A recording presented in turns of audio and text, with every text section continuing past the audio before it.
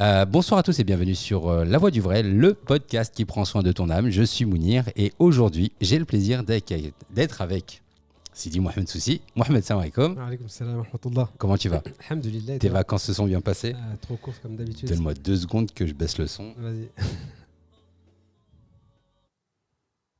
Voilà. Bon, il n'y a pas eu de fade, ça n'a pas été progressif. Mais aujourd'hui, on va à l'essentiel. On se voit aujourd'hui, Sidi, pour qu'on puisse parler un petit peu d'un sujet dont on a déjà parlé un petit peu en substance il y a plusieurs mois, à savoir un livre dont tu es l'auteur. Est-ce que tu peux le présenter, le pitcher en quelques mots? Donc tu parles du livre Le Pèlerinage, une initiation soufie. Ouais.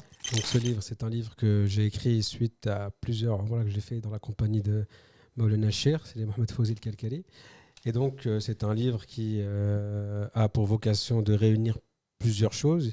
Il réunit la fonction de guide, donc avec les doha à faire, comment se déroule une umrah. Il réunit la fonction de livre historique, puisque pour chaque endroit visité, il y a une description et une explication de l'histoire du lieu, comment ce lieu a été construit, à quelle époque, quand, comment a été rénové par les califats qui ont suivi, etc.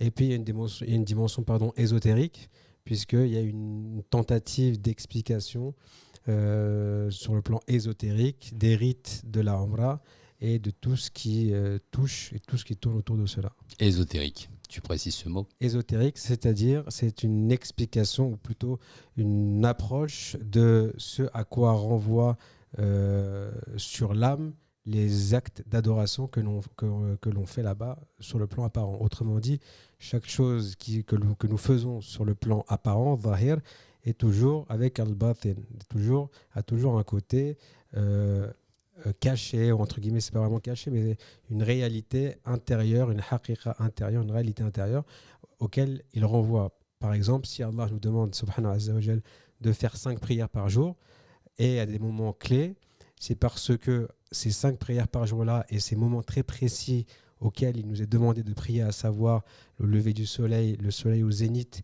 lorsque l'ombre devient de même taille que le corps, lorsque le crépuscule apparaît et lorsque la nuit est noire, ces 5 moments sont des moments clés pour l'âme humaine et pour le corps humain. C'est la raison pour laquelle il nous est ordonné de prier à ces moments-là. Et de la même manière, les gestes que nous faisons ont des gestes qui renvoient à des réalités intérieures, à des éléments qui touchent à l'âme. Sauf qu'on en est voilé. C'est d'ailleurs le principe même du tasawwuf, puisque le concept du tasawwuf, c'est justement de purifier son âme pour se voir dévoiler ses réalités intérieures, ces secrets de l'âme qui vont nous apparaître au cheminant, au fur et à mesure de son cheminement. Ouais, il y a eu beaucoup de mots qui ont été employés, tasawwuf, le soufisme.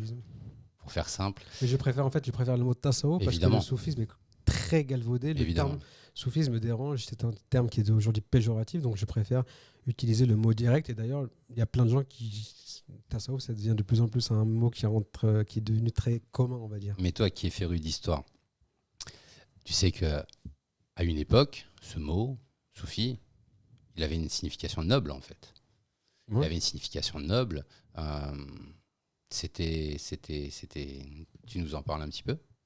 Le soufisme, en fait, de tout temps, le soufisme a une signification noble pour les gens qui savent à quoi ça renvoie. Et il a, pour les autres, pour ceux qui sont complètement coupés de cette réalité, de la réalité d'Al-Ihsan, de l'excellence, ceux qui en sont coupés ont toujours trouvé le soufisme comme étant quelque chose d'extrêmement bizarre. C'est d'ailleurs pour ça qu'en français, on dit souvent le soufisme, c'est la branche mystique de l'islam, ce qui ne veut absolument rien dire, puisque non, ce n'est pas la branche mystique de l'islam, c'est l'islam dans son essence, l'islam dans son absoluté et dans sa réalité complète, totale. Autrement dit, l'islam, s'il est coupé du tasawwuf, du soufisme, eh bien c'est un islam qui n'est pas complet. Il lui manque un tiers, puisqu'on sait que l'islam est divisé en 3 parties. Le professeur Sam nous indique, par l'intermédiaire de Sayyidina Jibril, qu'on a l'islam, donc qui est la soumission par le corps, al-iman, qui est la soumission du cœur, donc de la foi, la croyance, et on a al-ihsan, qui est l'excellence. Et le professeur Sam nous dit al-ihsan an ta'budallah ka'annaka tara fa in lam takun tara fa innahu yara, que tu adores Allah comme si tu le voyais. Si tu ne le vois pas, lui, certes, te voit. Et donc là, on est à un degré de pratique de l'islam qui est un degré absolu. C'est un degré dans lequel le musulman qui, à la base, ne pense à Dieu que 1 heure, 2 heures par jour, quand il entend l'appel à la prière, par exemple, et que 22 heures de sa journée, il pense à la dunya, à ses enfants, à ses problèmes, à son travail. Le concept et le principe même du tasawwuf, c'est de ramener ce musulman-là, ce croyant, à inverser les valeurs, à faire en sorte que Allah devienne véritablement le centre de sa vie et occupe 22-23 heures de son temps, ne serait-ce qu'en termes de pensée. Il peut travailler, il peut vivre, il peut faire tout ce qu'il fait, mais il est constamment, il doit d'ailleurs, mais il est constamment dans la connexion avec son Seigneur subhanahu wa ta'ala, et peut-être 1 heure ou 2 heures de rafla où il serait dans l'insouciance, où il penserait à autre chose. Et c'est ça tout le concept du tasawwuf. En fait, m'est venue pendant que tu m'expliquais une image, en fait, pour faire comprendre de manière plus vulgarisante, entre guillemets, tu vois, plus intelligible, pour le coup. Ouais. C'est la même chose que une personne qui n'y connaîtrait rien en sciences et qui va avoir des prétentions en disant, voilà, je sais que nous sommes de l'eau, nous sommes ceci, nous sommes cela, tu sais, des philosophies tout à fait...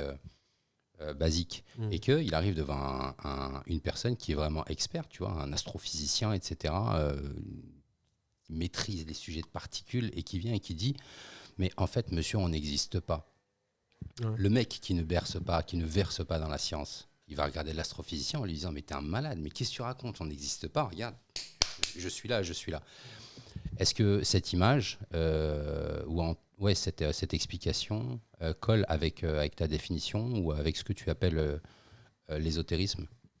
Tout à fait, absolument, puisque j'allais dire la quintessence et l'exemple le plus parfait pour donner un exemple aux gens de ce qu'est la réalité du tasawwuf vécu véritablement par un cheminant, c'est l'exemple du miel. C'est l'exemple que j'aime à donner à chaque fois.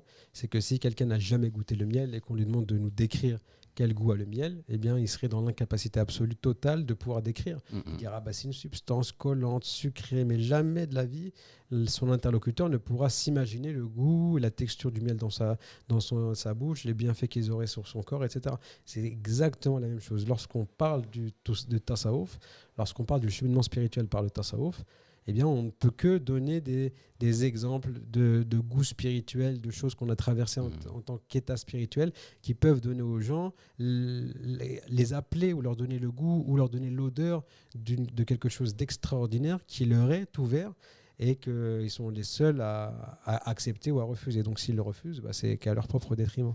Mais c'est un petit peu bizarre ce concept parce que la personne qui ne connaît rien en sciences, quand elle dit à cet astrophysicien, mais qu'est-ce que tu racontes, on existe, cette personne a raison. Ouais. Fondamentalement, du spectre de sa connaissance, elle a raison. Et son interrogation sur, même pas ses conclusions qu'elle pourrait tirer sur l'astrophysicien, ce serait de dire, mais c'est un malade ce gars-là, il ne faut jamais l'écouter, il ne faut pas le calculer. Qu'est-ce qui te fait sourire ? En fait, ce qui me fait sourire, c'est que c'est exactement ce qui se passe auprès des musulmans. Les musulmans, on les voit sur TikTok, sur Twitter, etc. Ils sont là, ils ont des prises de position vis-à-vis de l'islam sur des sujets de fiqh ou d'autre chose, de aqida qui les dépassent totalement. Ils sont là, ils ont une audience de 50 000, ils font des vidéos à 50, 100 000, 200 000 vues sur des sujets qu'ils ne maîtrisent pas du tout, dans lesquels ils vont se permettre de mettre en garde contre des imams, des savants, des prédicateurs, parfois des très grands savants. Je pense notamment... Mais est-ce qu'ils n'ont pas raison, justement, ces gens-là ? En fait, ils ont raison. Comme tu disais, c'est par rapport à leur spectre. Ils ont raison. Non, mais ils ont raison par rapport à l'étroitesse de leur connaissance, s'ils le gardent pour eux, pas s'ils vont le prêcher, pas s'ils vont auprès des autres. Et je te donne un exemple très simple. Ils sont convaincus. Je vais te donner un exemple très simple. Tu vois, j'étais au Maroc, j'étais auprès de ma famille, et donc dans ma famille, il y a des gens qui n'aiment pas le tasawwuf. Et donc dès que je vais au Maroc, eh bien, ça donne lieu à des débats, des échanges, etc. Et moi, j'ai aucun problème avec ça. Et bref, donc j'étais avec de la famille, donc ça échangeait, ça débattait, donc c'était des salafis, des wahhabis, donc non, vous faites du shirk, vas-y, donne-moi l'exemple du shirk qu'on fait, non, mais j'ai pas d'exemple, machin, bref, ça dit tout et n'importe quoi, tout ce qui passe sur Internet, sans aucune preuve, ça le pose sur la table comme une vérité absolue, alors que l'islam nous appelle au contraire. Il nous dit dans le Coran, quand une nouvelle vous vient d'un pervers, faites bien attention. Et eux, alors ils sont censés suivre les pieux prédécesseurs, mais à ce moment-là, ils ne les suivent pas. Et donc, au bout d'un moment, au bout d'1 heure, etc., de 2 heures d'échange, je lui dis, écoute, ça sert à rien de débattre pendant 8 ans. C'est très simple, on va faire un truc très très simple. Toi, tu es en train de m'appeler, tu considères que l'islam tel que tu le comprends, c'est la réalité, la vérité de l'islam tel qu'il est descendu sur le prophète. Il me dit, mais bien sûr. Et tout. Donc, ça veut dire que là, tu m'appelles vraiment, tu voudrais que je te suive dans ta lecture de l'islam. Elle me dit oui. Je dis, moi, je considère que l'islam tel que moi, je le vis et je le comprends, je considère que c'est la réalité, la haqiqa. Je considère que le shir que j'ai comme shir, je considère que c'est le wali d'Allah en ce siècle, en ce temps, l'héritier du prophète. C'est-à-dire qu'on est tous les deux face à une réalité. Toi, tu m'appelles à ta réalité, moi à ta lecture, moi je t'appelle à ma lecture. Ok, très bien. Bah, dans ces cas-là, vu que tu es sûr que toi, ta lecture elle est bonne et que moi je suis sûr que ma lecture elle est bonne, il y en a forcément des deux qui a raison, puisque la vérité elle est qu'une. Non, les deux peuvent avoir raison aussi. Mais attends, en fait, les deux pourraient avoir raison si la suite me donnait raison, mais si la suite te donnait raison, mais la suite me donne raison. Vas-y. Donc je lui dis, elle me dit ouais bien sûr, etc. Je lui dis bah écoute, c'est très simple. Moi je suis convaincu que je suis dans la vérité. C'est-à-dire que moi je suis prêt à te jurer tout de suite devant tous. Ils étaient une vingtaine ou une quinzaine dans le salon. Et je suis prêt à te jurer tout de suite devant vous tous. Vous êtes tous témoins. Si jamais je me trompe et que ce cher n'est pas le wali d'Allah et que moi je me trompe, cette voie-là c'est pas la voie d'Allah, qu'Allah me plonge en enfer pour l'éternité avec les hypocrites et avec les pires créatures qu'a connues l'humanité. Ils sont tous levés branle-bas de combat. Mais t'es malade, comment tu peux dire une chose pareille? Mais t'es fou et tout ça. Je dis m'attendez. Vous m'appelez quelque chose. Moi, je veux bien vous suivre. Mais c'est-à-dire que vous n'êtes pas sûr. Parce que si vous êtes sûr, vous allez... allez-y, appelez la malédiction d'Allah sur vous, appelez l'enfer sur vous si jamais vous vous trompez. Si vous êtes prêt à mettre en jeu votre akhira, moi, je vous suis. Mais non, t'es prête? Non. Mais dans ces cas, si t'es pas prête à mettre en jeu ton akhira, comment tu m'appelles à te suivre? Ça n'a aucun sens. Si tu m'appelles à te suivre, il faut que tu sois prête à mettre en jeu ton akhira sur la table pour me dire, écoute, moi, j'ai plus aucun doute. Mais là, si tu n'es pas prêt à le faire, c'est que tu as encore des doutes. Si tu as des doutes, de quel droit t'appelles les gens à te suivre? Moi, j'ai aucun doute. Moi, je peux t'appeler à me suivre. Et en fait, c'est exactement ça. C'est qu'on a des gens qui... la majorité, parce que personne ne peut être convaincu qu'il est dans la vraie lecture de la religion, parce que personne n'a de preuve. Moi, quand je leur parle, nous, les Karkari, lorsqu'on leur parle, nous, on a une preuve. La preuve, elle est claire. On voit le prophète, haqqan. Non, mais tu vois, dans l'ego des gens, en fait, je constate que lorsque on arrive et qu'on dit aux gens, c'est la vérité, notre shir est le wali d'Allah, etc., ça les renvoie vers le fait que eux, ils sont dans l'égarement.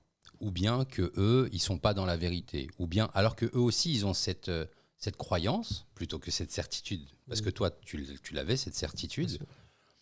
Et en fait, l'aborder de cette façon-là laisserait supposer qu'ils sont dans le tort. Mais tout le monde n'est pas censé suivre le wali d'Allah. D'ailleurs, même à la fin des temps, le Mahdi, tout le monde ne le suivra pas. Ouais, mais à la fin des temps, ceux qui ne le suivront pas seront mécréants. Oui, Sidi. Oui. Non, mais ce que je veux dire, c'est que le mec qui nous apporte, ton oncle, enfin, ou la personne avec qui tu discutais, ça débattait, etc., qui n'était pas capable de prendre ce serment, celui que tu as fait, cette personne, elle va à la mosquée, cette personne, elle prie, quelle que soit son orientation, elle est dans l'islam, cette personne-là. Son islam est vrai. En fait, à aucun moment... je pense que, en tout cas, j'ai jamais entendu quelqu'un affilié à la Tariqa Kalkalia qui remet en question l'islamité de qui que ce soit. Mais justement, nous le faisons pas. Mais eux le ressentent comme ça. Quand tu viens et que tu dis à la personne, mon cher est le wali, ok, c'est une réalité, tu vois, que tu ressens, qui est partagée par tous les Fokharat Sidi Chir, tu vois. Mais lui, en fait, comment est-ce qu'il le perçoit? En fait, tu es en train de le mettre face à son pseudo-égarement, limite. Non. Si toi, t'es guidé et que lui te combat... Non, justement. Mais je comprends ce que tu veux dire, mais justement, lui, il le voit pas comme ça. Lui, c'est pas comme ça qu'il le voit. Par exemple, si on prend le cas des Wahhabis, il voit pas en nous des gens qui remettent en question ou qui le considèrent comme égaré, jamais de la vie. Eux, ils se voient, comme étant guidés, et ceux qui ne suivent pas leur lecture de l'islam comme étant égarés. Mais c'est pas le cas des Karkari. Sidi Chir, il nous a jamais dit... Oui, mais je parle là, eux, c'est comme ça qu'ils considèrent les choses. Okay. C'est-à-dire qu'elle, quand elle me parle, elle sent pas dans ma manière de lui... Quand je lui parle, elle ne sent pas de ma part que je la considère comme une égarée, comme quoi que ce soit. Elle sent pas ça de ma part. Elle, c'est de son côté. Par contre, de son côté, elle est dans la certitude que faire une hadra, ça n'existe pas, c'est une bid'a, c'est un péché. Elle est dans cette certitude-là. Et cette certitude-là, elle te l'impose. Sans que tu n'aies rien demandé. Parce qu'en plus, moi, je ne demande rien. Je viens, je m'assois, je mange des amandes, je discute. Ce sujet-là, c'est pas moi qui le ramène sur la table. C'est des cacahuètes. C'est des cacahuètes, mais ce sujet-là, c'est pas moi qui le ramène. C'est les autres qui ramènent ce sujet-là. Quand tu marches dans la rue, on me l'a c'est pas moi qui ramène ce sujet-là, ou nous, c'est eux qui le ramènent. Et en fait, c'est toujours le même. Bah, je te donne un exemple. Je marchais à Casablanca, je suis en train de me balader tranquillement, et je passe, et une personne âgée, il doit avoir 70 ans, un vieux monsieur, une barbe blanche très grande, lunettes, je suis en train de marcher, je suis dans mes pensées, il m'interpelle en m'engueulant, en arabe, il m'interpelle, il me dit eh mais vous prenez pour qui là? Pour qui tu te prends? Après, je regarde, j'ai un moment de doute, je me dis attends, il me sort de mes pensées, qu'est-ce qui se passe? Je n'ai pas compris, qu'est-ce qui se passe? Il y a un souci? Oui, pourquoi tu mets la sobra autour du cou? Qu'est-ce que tu veux nous envoyer comme message? Que toi, tu es parmi les awliya Allah, Eh ben, c'est exactement et de que nous, on ça. est parmi les Mais rafidines. c'est exactement ça. C'est Et moi, exact. Mais j'ai- c'est exactement ça, en fait. C'est exactement ça. Tu sais, enfin, tu le sais mieux que moi, il y a un hadith qui dit que Al-mu'min mir'at ou akhi. Oui, C'est ça? tout à fait. Ouais. Le croyant est le miroir de son frère. Ouais. Qu'est-ce que tu vas leur renvoyer comme image? En fait, c'est ça, en fait. C'est sur ce point-là, en fait, que j'insiste, en fait. Ces gens-là, et c'est tout à fait normal, ils ont été convaincus toute leur vie qu'il y avait la religion, il y avait une voie. Ils n'ont pas compris la pluralité. Plurialité ou pluralité? Pluralité. Yel. Pluralité, il me semble. Ok. Le fait que l'islam était pluriel et que ton Seigneur te met là où il a envie de te mettre, en fait. Et qu'il ne t'appartient pas à toi de mettre d'autres personnes là où tu aimerais qu'elles soient. Tu Ouais. peux faire des duas, par exemple, pour la personne. Tu peux lui donner... comment est-ce qu'ils disent quand ils parlent du bon conseil? Et c'est quoi l'expression rebeu? Je te fais juste. Le rappel? Ouais, mais en arabe, comment ils le disent? Nasiha. Voilà. Le mec qui dit Akhi Karim, Akhi, je vais te faire nasiha. Ouais. Mon frère, je vais te donner le conseil. Comment ça se traduit, nasiha? Nasiha, c'est le bon conseil. Le bon conseil, tu vois. Bon, tu sais d'où ça vient, en fait. Rien que dans l'expression, dans la manière dont il exprime ça, tu vois. Mais moi, au final, lorsque j'ai des discussions, tu vois, j'en ai pas beaucoup qui tournent autour de cette question, mais je me suis complètement détaché. Dans le sens où je me mets à la place de ce vieux-là. Ce vieux qui te dit non, alors nous, on est des koufars, nous, nanana, c'est vous, vous êtes guidés, nanana. Et en fait, c'est ça, en fait, qui motive les Je t'ai pas gens. dit la fin de la discussion. À la fin, Vas-y. il me dit revenez vers la tariq Allah, revenez vers tariq Allah. Subhanallah. Vous, les Darqawi, il me disait, vous, les Darqawi, les Tijani, vous prenez pour qui? Là, je suis ni Darqawi ni Tijani. Ouais. Revenez vers tariq Allah. Je dis, bah, je suis tariq T'avais la Allah. muraqa? Non, même Non. pas, je veux juste la Je la sofa. subhan. Et je me suis fait agresser dans la rue par un vieillard, donc, pour te dire. Et moi, en plus, on leur demandait, nous, on marche. Encore la dernière fois, quand on est parti à la mosquée, j'en avais fait une vidéo. Quand je suis parti à la mosquée, que l'imam me prend un parti en Jumu'ah devant tout le monde, et qui dit aux gens dans sa khutba, il change sa khutba parce qu'il me voit en muraqa dans sa mosquée wahhabi, et qui dit devant tout le monde, et il parle de sa khutba, c'est sur l'amour du prophète. Machallah, très bon thème de khutba.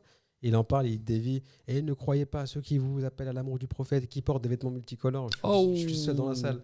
Et ces gens-là, ce sont des sorciers, des charlatans. Moi, je suis un sorcier, je suis venu prier le Jumu'ah. De quel sorcier là tu me parles?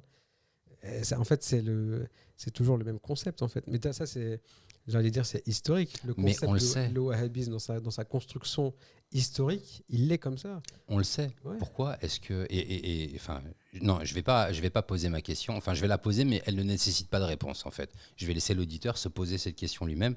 Et ensuite, j'aimerais juste qu'on reprenne le wagon de notre intervention. Le gars ou la femme, parce que ça se fait beaucoup aujourd'hui, qui va avoir sa pensée. Moi, je vais profondément la respecter en fait. Même s'il t'accuse, de son point de vue, selon les connaissances qui sont à disposition, selon la foi qui est à sa disposition, selon tout ça, de son point de vue, c'est ça. Ok. Et en fait, j'ai même plus envie de chercher à expliquer, mais non, ne t'inquiète pas, attends, on fait ça, mais oui, mais attends, mais regarde, il y a ça, il y a ça.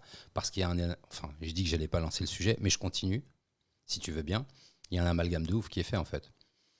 Les soufis sont des adorateurs de tombes. Tu vois, les soufis, tu vois, cette essentialisation qui est faite, tu vois. Les soufis adorent leur cheikh, les soufis ceci, les soufis cela. Les soufis. Oh, pardon. Eh bien, subhanallah, les soufis adorent leur cheikh. Masha'Allah. Ah, bouchra lak. C'est une bonne nouvelle pour toi, mon frère. Non, mais ce que je veux dire par là, c'est que il y a eu une vidéo sur TikTok qui a tourné récemment où tu voyais un mec... on continue, tu as un stockage presque saturé. Vas-y, c'est pas grave. Ok. Où il y a un gars qui qui est à l'université de Médine. Il fait son selfie comme ça, il fait sa vidéo, il dit ouais les frères, c'est le plus beau jour de ma vie, wallahi billahi wallahi adim, nanana, c'est le plus beau jour de ma vie. Tu sais, il est dans cette université là, tu vois, sans vouloir Najdia. Ouais. Tu l'as vu? J'ai rencontré le Cheikh Fawzan. Ouais, j'ai rencontré le Cheikh Fawzan, machallah, le plus beau jour de ma vie. Ah. Et tu voyais dans les commentaires des mecs dire ah ouais, moi mon rêve ce serait de voir telle personne, telle personne. Ouais. En fait, ces gens-là, ils aiment leur cheikh. Ben, machallah. Ils aiment leurs enseignants, tu vois. Mais ils ont un amour pluriel. Ils ne comprennent pas pourquoi est-ce que nous, on a un amour unique. Pourquoi est-ce que nous, tous les fuqara, aiment Sidi Cheikh? Pourquoi Sidi Cheikh? Et pourquoi on ne dit pas Sidi Cheikh et que dans la liste des gens qui sont dans notre cœur, on va rentrer Fawzan, Salih, etc., etc. Mais et Sidi Cheikh est exclusif dans notre cœur, tu vois. Pourquoi ils se posent cette question-là et ils n'arrivent pas à comprendre. Et donc, pour conclure sur cette idée-là, ce que je suis en train de dire, c'est que moi, aujourd'hui, j'ai de la compassion pour eux. Je comprends leur position. Je cherche même plus à la défendre, parce que je me suis pas mal défendu sur les réseaux pendant un moment, mais en prenant un peu de hauteur, je me dis que le mec qui t'apporte une contradiction, qu'il soit savant ou qu'il soit ignorant, le fait que nous, on réponde à ces contradictions-là, ça alimente ce qui pourrait le conduire, lui, dans des difficultés lors du jugement dernier. Parce que s'il prononce des méchancetés sur telle personne, sur le shir, etc., juste parce que nous, on a continué à procéder à l'escalade verbale, au final... Après, c'est rarement le cas. Hein. C'est rarement le cas, tu vois. Oui. Tu vois rarement des soufis ou même des karkaris de manière plus restreinte aller dans les pages de je sais pas qui et s'amuser de troller. Non, mais c'est l'inverse. C'est eux qui font ça. Mais voilà, oui. C'est quand, par exemple, moi je publie une vidéo, il y a une vidéo qui est simple où tu vois Sidi Farouk qui fait une ouverture, Salat Ibrahimiya, tu vois, très très simple. Allahumma salli ala Sayyidina. Très très simple quoi en fait, hein. Des bénédictions sur le prophète. Et là, le gars, il balance des méchancetés, bam, bam, bam, bam, bam, bam. Et moi, j'ai voulu corriger le tir, faire un peu le modérateur, mais en étant un peu distant quand même. Et j'ai commencé à rentrer dans cet engrenage de discussion avec eux jusqu'au moment où certains ont prononcé des choses qui risquent de regretter. Et en fait, la leçon que j'en tire, c'est que de leur point de vue, toutes les personnes qui nous attaquent, de leur point de vue, elles ont raison de leur point de vue, selon leur spectre, tu vois. Moi, je comprends ça parce que c'est compréhensif, en fait. Je suis le physicien, l'astrophysicien. Cet astrophysicien, il est capable de comprendre pourquoi est-ce que la personne qui n'est pas versée dans les sciences va dire non, on existe. C'est compréhensible, c'est pas tout à fait compréhensible. C'est juste que c'est agaçant, mais oui, de toute façon, tout est compréhensible. Le non-musulman qui insulte l'islam, ou comme ce qui se passe en ce moment en France, c'est très compréhensible aussi. Donc toi, tu réponds plus à ce genre de choses? Ça dépend si j'ai envie de répondre. Les fights sur Twitter, sur TikTok. Ça peut arriver. Si je sens que c'est utile et que ça revient souvent et que une vidéo sur le sujet peut être utile, je vais la faire sans aucun problème. Je ne suis pas fatigué de ces sujets-là. Bon, merci pour cette parenthèse. On a commencé par parler de la Umrah, de l'aspect ésotérique. Par quoi tu veux commencer? Tu veux que je parle quoi de l'aspect ésotérique de la Umrah?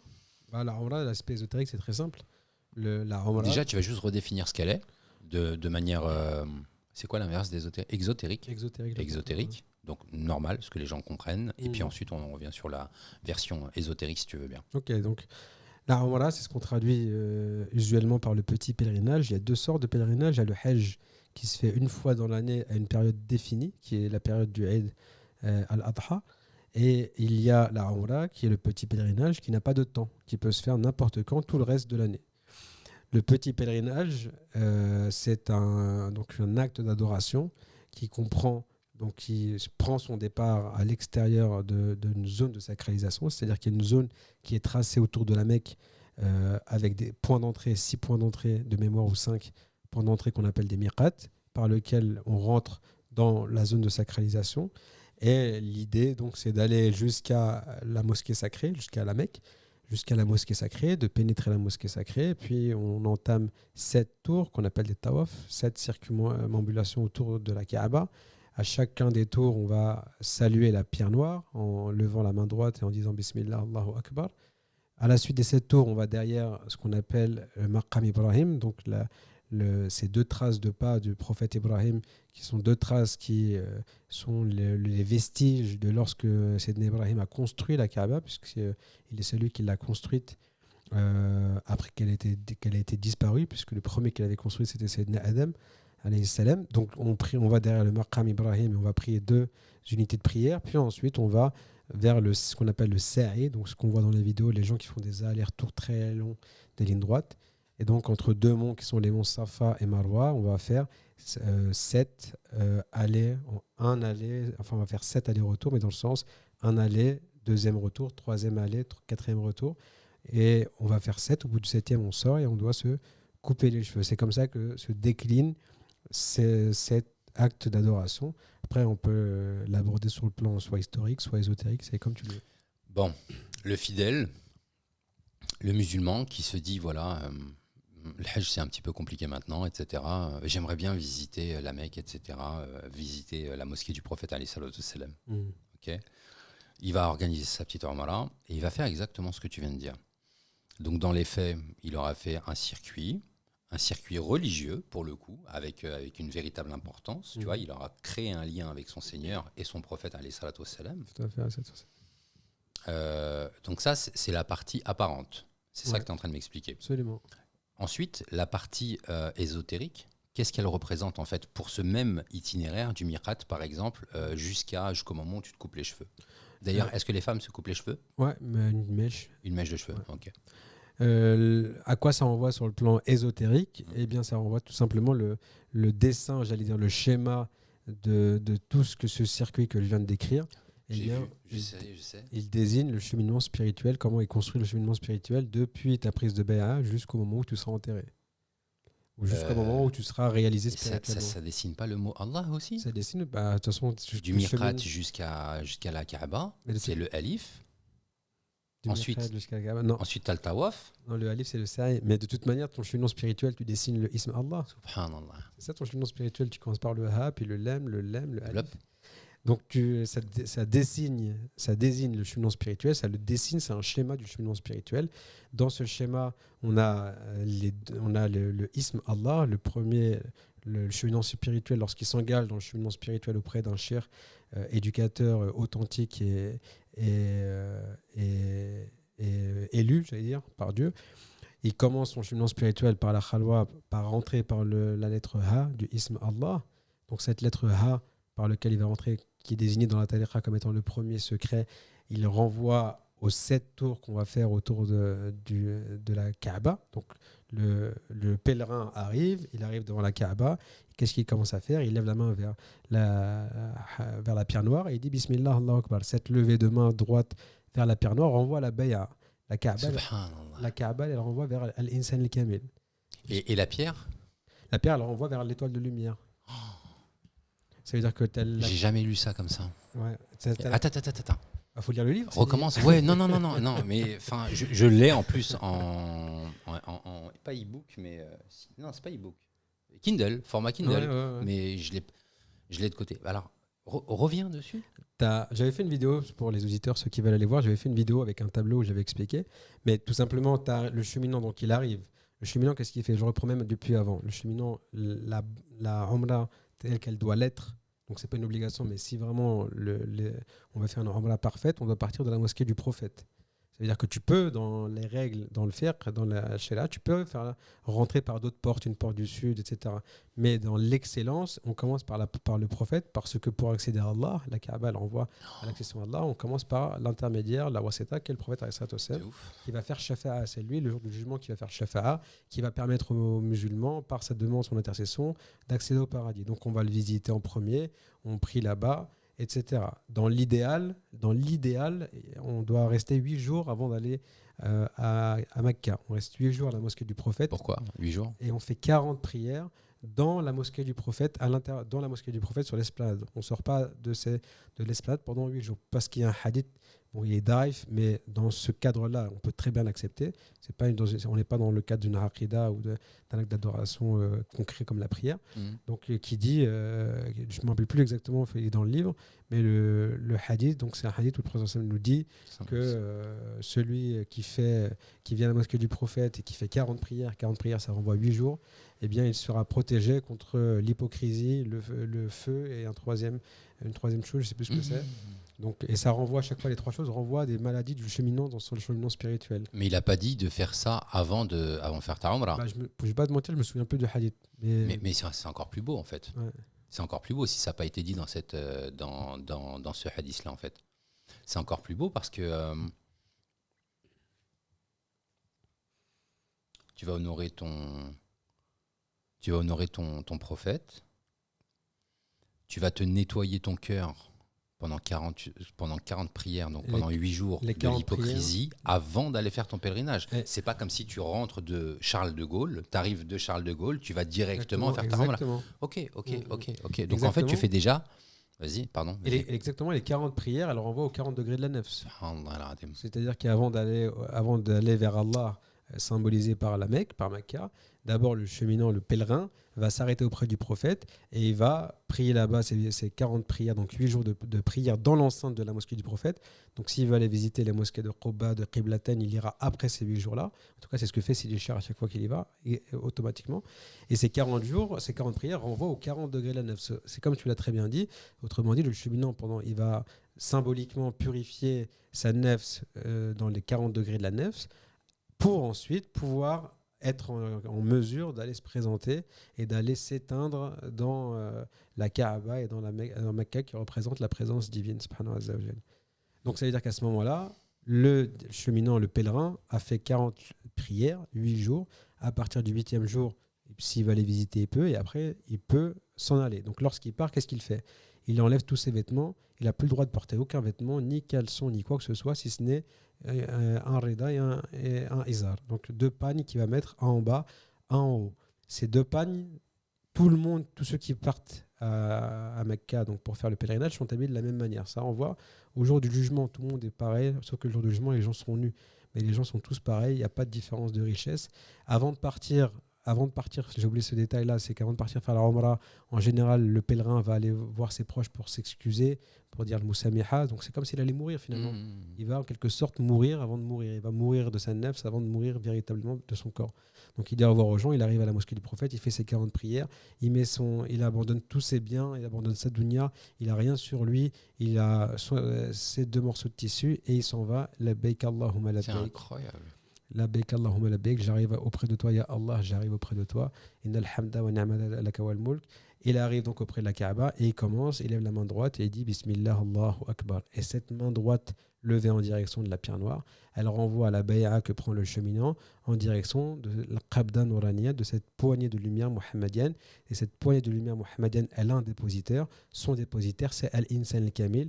Al-Insan al-Kamil, il renvoie à la Kaaba, puisque le prophète sallallahu alayhi wa sallam a dit lui-même à la Kaaba, il lui a dit comme tu es belle, comme tu es sacrée, mais le croyant est encore plus sacré que toi. Et le croyant par excellence, c'est le wali d'Allah, puisque le croyant, al-mu'min, c'est d'ailleurs un nom d'Allah azza wa jal. Donc le véritable croyant, le vrai croyant, c'est uniquement le wali d'Allah qui transmet la lumière de son ancêtre, de son aïeul, qui est le prophète sallallahu alayhi wa sallam. Tu parles de notre temps. De notre temps, ou même des autres temps. À notre époque, c'est déjà Mohamed Fawzi Kakali, et puis pour les autres temps, c'est d'autres chouyours. Ben, ça m'intéresse.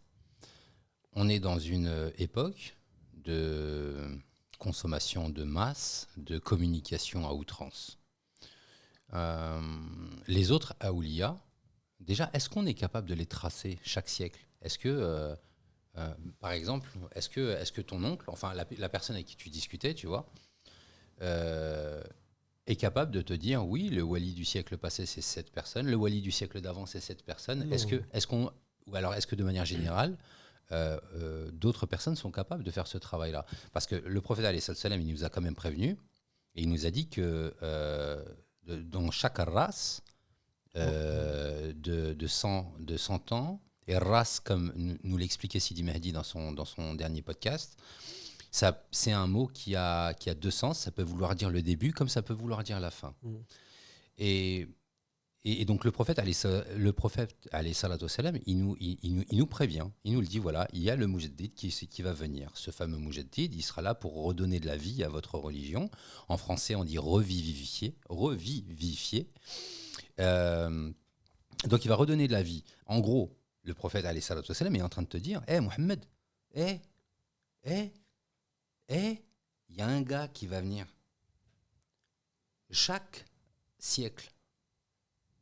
Et ce gars-là, il va redonner vie à vos cœurs. Ce gars-là, il va redonner vie à la religion de Dieu. C'est ça. Tu ne crois pas que ton prophète, alayhi salatu wassalam, à ce moment-là, il est en train de t'enjoindre à chercher cette personne-là? Bah, c'est ça.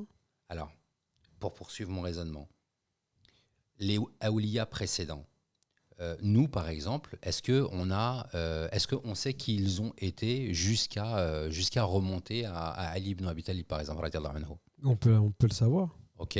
Ceux qui ont donc toutes ces personnes-là ont transmis la lumière à leur époque. Tout à fait. Sauf que cette transmission de lumière, elle pouvait être très très confidentielle. Certains la transmettaient à un disciple, peut-être 2 disciples, peut-être 3 disciples. C'est ça l'ordre de... Il y en a qui transmettaient qu'à un héritier unique ou à 2. Il y en a qui avaient des milliers de disciples. Ça dépend Et parce qui, que eux, des voyaient awliya la lumière aussi? en fait, tous ceux qui sont dans la chaîne de transmission de notre chaîne de transmission, tous les chouyours de notre chaîne de transmission transmettaient la lumière. Ok. On a les grands chouyours de chaque siècle qu'on connaît, comme Cheikh Ahmed Al-Alawi au siècle dernier, Moulay Al-Abid Darqawi, Abu Hassan Al-Shadili, Absami ibn Mashish, etc. Donc il y en a des très grands qu'on connaît, Ok. il y en a qu'on connaît moins, Ok. etc. Mais tous ceux-là transmettaient la lumière, puisque pour que la lumière nous parvienne aujourd'hui, elle nous est parvenue par le travail exceptionnel de ces grands hommes qui sont tous dans la chaîne de transmission. Est-ce que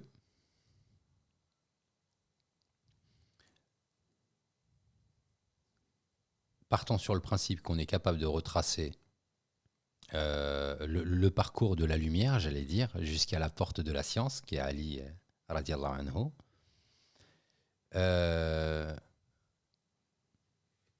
est-ce que on peut demander à une personne d'une certaine croyance, on dira, d'amener sa preuve en fait. Sa preuve en disant, regardez, le prophète alayhi salatu wassalam vous demande et vous enjoint à aller à la recherche de cette personne-là. Nous, aujourd'hui, on est simplement en train de dire que on est dans une période de réseaux sociaux, donc forcément les choses, elles se savent beaucoup plus facilement. Mais nous, on est capable d'apporter cette certitude selon laquelle il est le wali. Parce qu'on a une preuve. Et on est capable de dire qui a été le wali du siècle passé.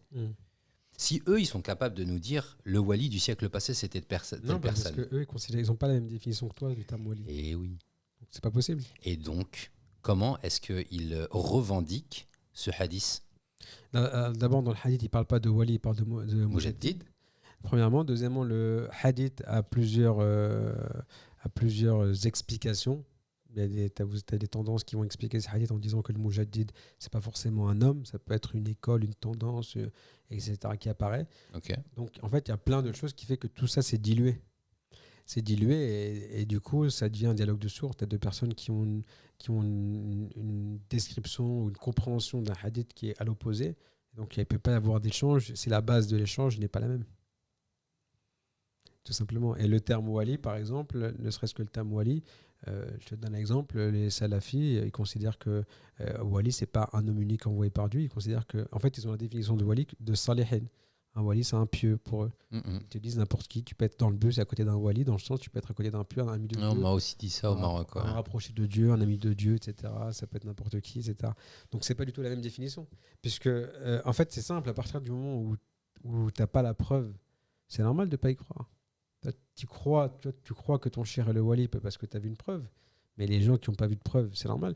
C'est comme par exemple, des fois, tu vas parler de la lumière ou tu vas parler du verset de la lumière et tu vas donner un tafsir et tu vas avoir des gens qui sont pas d'accord, qui vont dire non, Ibn Kathir, le tafsir de ce verset, il dit ça, ou ils vont prendre un mufassir, ils disent voilà le tafsir qui dit de ce verset-là, est-ce que toi tu as compris mieux que lui? Mais attends, tu peux me prendre qui tu veux en tafsir, l'exégèse de qui tu veux. Si le gars qui fait l'exégèse, même si c'est un grand savant, s'il n'a jamais vu de lumière, c'est normal qu'il ne te dise pas que c'est de la lumière concrète, visible, que tu peux voir. C'est tout à fait logique. Donc la personne qui n'a jamais vu, bah, c'est tout à fait normal qu'elle te dise que ça n'existe pas ou qu'il n'y a pas de wali. Bah, elle n'a jamais eu de wali dans sa vie, elle n'a jamais rencontré, elle ne sait pas à quoi ça renvoie. Donc elle préfère ne pas y croire, c'est une sécurité pour elle. Bien. On va mettre un terme à cet épisode. Le temps imparti est arrivé à son terme. On s'est arrêté à la prise de la bay'a, qui a été représentée par le salam que nous passons à la Kaaba et à la pierre noire. Ouais. Et dans le prochain épisode, tu nous expliqueras la suite, si tu veux bien. Bah oui, pourquoi il y a cette tour, pourquoi il y a Mirhat Ibrahim. Parfait, on va faire ça tout de suite. Pour être transparent avec toi, cher auditeur, mon ordinateur, il a 4% de batterie. Et il faut que je cours le brancher. Donc, restez avec moi, je vais brancher tout ça. Ah, si tu veux, va le brancher, je continue à en parler. Ouais, c'est une très bonne idée. Bonne idée. Mais j'aurais bien aimé entendre, en fait. Ok. Bah fais pause alors. Non, vas-y, enchaîne. Donc en fait, le pèlerin, donc, il arrive devant la Kaaba, il lève la main droite et devant la pierre noire, il dit Bismillah Allahu Akbar. Je disais, la Kaaba, d'abord, il faut comprendre la symbolique de la Kaaba. La symbolique de la Kaaba, ça renvoie à ce qu'on appelle dans le tasawwuf Al-Insan al-Kamil, l'homme universel, l'homme réalisé. Al-Insan al-Kamil, ça renvoie à une réalité qui a plusieurs visages et donc chaque époque change. Mais c'est toujours la même réalité. Seule l'extériorité change, seul le corps change.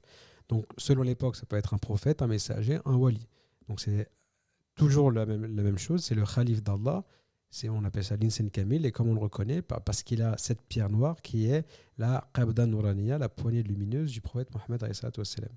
Donc, à notre époque, c'est Sidi Mohammed Fouad al-Kalim. À l'époque, par exemple, des prophètes, c'était des prophètes. Et donc, autour de la Kaaba, on va faire 7 tours. Et cette Kaaba autour de laquelle on va faire 7 tours qui comporte cette pierre noire, elle va renvoyer à Al-Isra ou Al-Mi'raj du prophète alayhi salatu wassalam. Le prophète il a fait l'élévation dans les 7 cieux et à chacun des ciels, il a rencontré un prophète. Et donc, il a rencontré le prophète Adam, le prophète Youssef. Et c'est pour ça qu'on salue à chaque tour. À chaque fois, tu passes. Parce que c'est comme le prophète lorsqu'il s'est élevé, à chaque fois, il a salué un prophète. Il l'a rencontré. Il a rencontré le prophète Adam, il a rencontré le prophète Youssef, le prophète Haroun, etc. Jusqu'à arriver au 7e ciel, il est arrivé au prophète Ibrahim. Non mais attends, excuse-moi. Oui. C'est un truc de ouf ce que tu me dis. Moi, j'ai fait une Umrah en 2014 avec un prédicateur sur Internet. Et donc je remercie mon Seigneur de m'avoir permis de prier à la mosquée du prophète alayhi salam et de pouvoir avoir fait ma Umrah, tu vois. Mais en fait, je suis un petit peu déçu aujourd'hui parce que je me dis que j'aurais pu vivre ma Umrah comme tu es en train de l'expliquer en fait. Tu vois. Et je l'ai trouvé un petit peu, que Dieu me pardonne, limite visite touristique en fait, tu vois. Mais c'est pas ça, c'est pas ça, tu vois. Je voulais pas de ça, je voulais pas juste une visite touristique, on nous trimballe de droite à gauche, tiens, regarde ça. Moi, je voulais quelque chose de profond, tu vois. Mais je connaissais pas, moi, le Tasawwuf Sidi Cher, je l'ai découvert qu'en 2019, tu vois, c'est très frais. Ouais. Et je me dis que rien que sur pour l'instant, on n'a pas encore atteint Mirhat Ibrahim, mais rien que là-dessus, tu vois. Mais c'est super enrichissant. Donc toi, en fait, quand tu as fait tes Umrah, la première fois que tu l'as faite comme ça, de cette façon-là, comment est-ce que tu l'as ressenti ? On en revient à l'histoire du miel. En fait, comment tu veux que je te décrive ? Non, mais si, il fait des goûts, quelque chose d'intérieur. Je veux dire, tu arrives et tu sais, à la lumière de ce que la compagnie et des enseignements de Sidi Mohammed Fouad al-Karim nous ont apporté, à cette lumière-là, en plus, tu es dans sa présence, tu es avec lui, dans un groupe de Foukhara, et on y va tous ensemble, et donc tu vis cette réalité, mais c'est pas exprimable par la langue, j'ai envie de te dire, parce qu'en fait, on parle de ce qui est de l'ordre du divin, donc comment ramener le divin dans des termes explicites, c'est impossible. Tout ce que je peux faire, c'est t'expliquer, parler de ça, et juste le fait d'en parler, ça donne un goût en fait aux gens, ils arrivent à se projeter dans quelque chose en donnant cette explication-là. Et surtout ceux qui sont déjà dans le cheminement, qui ont déjà la bay'a, qui ont déjà vu la lumière, ou même qui ont déjà fait la khalwa, eux, ils vont se projeter beaucoup plus facilement. Pour les autres, ça va leur donner un goût de ce dont on peut toucher ou goûter dans le cheminement spirituel, dans la tariqa calcalaire. Et peut-être qu'ils auront envie de goûter aussi à cela à leur niveau. Parce que, comme tu le dis très bien, un musulman qui n'est pas dans un cheminement spirituel, qui part, qui prend un guide, qui va à la Umrah, là-bas, il va voir quoi? Il va visiter les lieux saints. Les imams, ils vont leur montrer Uhud. Ils vont leur dire voilà, Oui, c'est c'est ici ça. où il y a les batailles. Et il va ressentir du khushu'. Il va se dire subhanallah, c'est ici où il y avait le prophète. C'est ici où il y a Khalid ibn Walid, Omar ibn Khattab. Subhanallah, je marche sur leurs pas. Il va avoir un khushu', mais un khushu' qui est de l'ordre des émotions, des sentiments. Il va se dire c'est sentimental. Je suis dans l'endroit où il y avait le prophète, où il y avait les compagnons, radiallahu anhum, subhanallah. Puis donc il est dans cet ordre-là. Nous, on n'est pas dans l'ordre du sentiment ou de l'émotion. On est dans l'ordre du goût. On est dans l'ordre de ce qu'on vit par l'expérience personnelle. C'est-à-dire que dans l'expérience personnelle, le cheminement spirituel de tous les jours se voit résumé dans la Umrah. Et dans la Umrah, on voit quel est le cheminement spirituel, on voit où on en est et on voit quelle est la suite. Comment ça se passe par la suite. Parce que la Umrah, on dessine le cheminement spirituel. Mais nous, on n'a pas fini. Donc, ce qu'on dessine, on dessine des choses qu'on n'a pas encore faites, qui vont arriver dans l'avenir. C'est dur à comprendre, ça. C'est dur à comprendre. C'est pour ça que j'ai dit ça. C'est compliqué à comprendre. Tout ce qu'on peut faire, je pense, c'est d'exprimer, de peut-être d'écrire à quoi renvoient les différents rites. Et ça donne une idée de la profondeur de ce qu'on peut goûter en réalité dans la tariqa calcalaire. Parce que cet exemple-là que je donne avec la baie Aline Saint-Camille, ça, c'est quelque chose qu'on vit profondément, intérieurement, et pas que devant la Kaaba. La Kaaba, parce que Allah, il n'est pas que dans la Kaaba ou à côté de la Kaaba ou avec la Kaaba. Allah, il t'accompagne où que tu sois. Donc, ce khushu'-là que tu as auprès de la Kaaba, tu es censé l'avoir aussi ailleurs, puisque si tu es avec Allah, tu es avec Allah. Où que tu ailles, que tu sois dans ta chambre ou devant la Kaaba, tu es censé l'avoir. Le harif, il est avec Allah partout. Et on n'a pas parlé de ce ressenti que tu essayais de partager, même si c'est difficile, mais pendant la première partie, en fait. On est passé très très rapidement au miqat et très rapidement au tawaf, Ouais. mais à Médine, en fait. Médine, c'est exceptionnel. Médine, en fait, Médine, c'est vraiment, on ressent rahmatan lil alamin. L'épicentre. En fait, tu as deux choses. Tu as Médine et Mecca. Médine, c'est, on va dire, ce qu'on appelle Al-Jamel, la beauté, c'est la beauté mohammedienne. Tu le sens. La population de Médine est une population qui est pleine de miséricorde. En fait, la miséricorde du prophète se ressent dans tout l'environnement et dans toute la ville. Toute la ville est incroyable. Tu es là-bas, tu sens une sakina, une quiétude en toi. Ah, mais ça, tout le monde le sent. Tout le monde le sent. Toutes les personnes qui y vont. Mais moi, ma question, c'est est-ce que, de par ton cheminement, Ouais. Et de par cette organisation de pèlerinage, en commençant, en se disant, voilà, on va commencer par Médine pendant 40 jours, c'est vraiment ça ma question. Parce que tu viens de le faire pour... et on ne l'avait pas fait pour Médine. Parce que là, quand on parle de Mecca, on parle du rite en tant que tel, c'est pour ça. Ouais, mais à Médine, il n'y a pas de rite mais à faire. c'est pire, en fait. Mais c'est des ablutions, en fait. Mais en fait, Médine, c'est là où tu prends la force. C'est des ablutions. C'est les ablutions du cœur et du corps. Parce que rappelle ce que le prophète alayhi salam il a dit. Il a dit celui qui fait 40 unités. Celui qui fait 40 prières dans le haram, donc dans la mosquée et son esplanade. Celui qui fait 40 prières consécutives, mais je me souviens plus du hadith, mais il est dans le livre. Ouais. Il sera protégé de 3 choses. T'as mis toutes les références. Oui, il y a toutes les références. Okay. Un hadith qui est daïf, c'est précisé. Okay. Mais le fait que ce soit daïf, c'est pas un problème dans le cas de ce qu'on parle ici. Et donc, il l'explique très bien. Et de toute manière, si tu vas faire directement le Umrah, en fait, tu n'es pas préparé. Tu passes directement de ta dunya à la Kaaba. Oui, c'est ça. Tu as besoin de passer par ce sas de décompression, j'allais dire, dans lequel tu vas être dans la présence prophétique, dans lequel le prophète va te purifier. Ça, c'est dans le Coran. Nous avons envoyé un homme qui vous purifie, qui vous récite le livre. Ouais. C'est dans ce sens-là que je te disais, c'est des ablutions. Oui, c'est une des ablutions, en fait. Mais surtout intérieure, parce qu'en fait, mais complètement. Tu vas arriver, mais complètement. Tu vas arriver à Médine et en fait, tu as tes ablutions. Excuse-moi, je te coupe. Hein. Vas-y, je t'en prie. Tu as tes ablutions apparentes, qui sont des ablutions d'eau, tu vois, pour prier. Ces ablutions d'eau, tu vas les faire dans un cadre défini. Et là, pour le coup, comme je le comprends, hein, ces 40 jours vont donc te purifier. Et en fait, en fait, en faisant la Umrah comme ça, tu appliques le Coran sans que ça n'ait été un ordre de le faire comme ça, dans le sens où Allah Azza wa Jal nous dit qu'il nous l'a envoyé, le prophète alayhi salatu wassalam, afin qu'il nous purifie. Là, ensuite, tu es en train de dire, le prophète alayhi salatu wassalam, il nous a donné une méthode pour pouvoir se purifier. Cette purification, c'est quand même la moindre des choses. Tu vois, quand tu vas faire ta prière, tu fais tes ablutions parce qu'elles sont obligatoires. Et je dis pas que aller à Médine et accomplir 40 prières est assimilable aux ablutions parce qu'il y a ce caractère obligatoire, tu vois. Parce qu'il n'y a pas, ce caractère obligatoire. Mais je pense qu'il faut expliquer à quoi renvoie lorsqu'on dit les ablutions du cœur, parce que je pense que pour un musulman, vas-y, ça m'intéresse. Ça n'a pas de sens pour lui. Les ablutions du cœur, en fait, l'explication la plus facile, c'est de reprendre un passage de la vie du grand imam, le grand cheikh Abu Hassan al-Shadili. Abu Hassan al-Shadili, c'est un Marocain qui a recherché le cheikh de son temps pour connaître son Seigneur, connaître Allah. Il a voyagé, il est parti en Tunisie, il est parti en Égypte, il est parti depuis le Maroc jusqu'à Bagdad à l'époque. Bagdad, quel siècle je ne pourrais pas te dire c'était quel. Je dirais vers le 12-13, mais je ne suis pas sûr. Et il est parti jusqu'à Bagdad, et arrivé à Bagdad, ils lui ont dit, mais attends, mais le wali, le cheikh de ton temps que tu recherches, il est chez toi, il est au Maroc. Il est reparti depuis Bagdad jusqu'au Maroc. Arrivé au Maroc, il l'a recherché, il l'a trouvé donc, à Tétouan, c'était Sidna Absam ibn Mashish. Donc il a monté, il habitait en haut d'une montagne.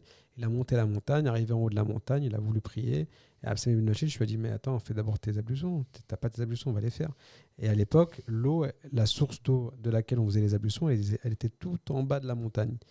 Donc Absam ibn Mashish, il comprend. Abu Hassan al-Shadili, il comprend pas. Il se dit, mais attends, j'ai mes ablutions. Donc, c'est à lui que c'est arrivé, ça. Ouais, j'ai entendu cette histoire. Ouais, donc c'était avec Sidna Absam ibn Mashish et Abu Hassan al-Shadili. Ouais. Vas-y. Et il lui dit, descends, on va faire tes ablutions. Il se dit, mais je disais mes ablutions. Bon, vas-y, de toute façon, c'est lui le wali, il doit savoir pourquoi il me dit ça. C'est parti. Et il descend la montagne, il descend, jusqu'à arriver. Donc les ablutions, c'est pas la salle de bain à côté. Il descend, je sais pas, 20 minutes de marche, ou je sais pas combien, il arrive en bas. Il fait ses ablutions, il les refait bien. Il remonte, il va pour prier. Et Absam ibn Mashish, je lui dis, redescends, t'as pas tes ablutions, Sahbé. Redescends, Sahbé. Je comprends pas, il redescend, il refait ses ablutions, il remonte, il va pour prier. Il lui dit encore, t'as pas tes ablutions, va faire tes ablutions déjà avant de prier. Et il comprend pas, il se dit, mais attends, mes ablutions, ça fait 3 fois que je l'ai fait, comment ça, j'ai pas mes ablutions? Et en fait, ce que voulait lui indiquer Absam ibn Mashish, c'est, tu viens à nous pour cheminer et connaître Allah, mais tu viens avec un cœur rempli de plein de choses. Vide d'abord ton cœur, nettoie ton cœur, purifie-le de tout ce qui peut attirer ton attention, te détourner d'Allah. C'est ça les ablutions du cœur. Nettoie ton cœur de tout ce qui peut te détourner d'Allah. Et une fois que c'est fait, reviens pour prier. Et là, à ce moment-là, ta prière, ce sera une véritable prière auprès d'Allah.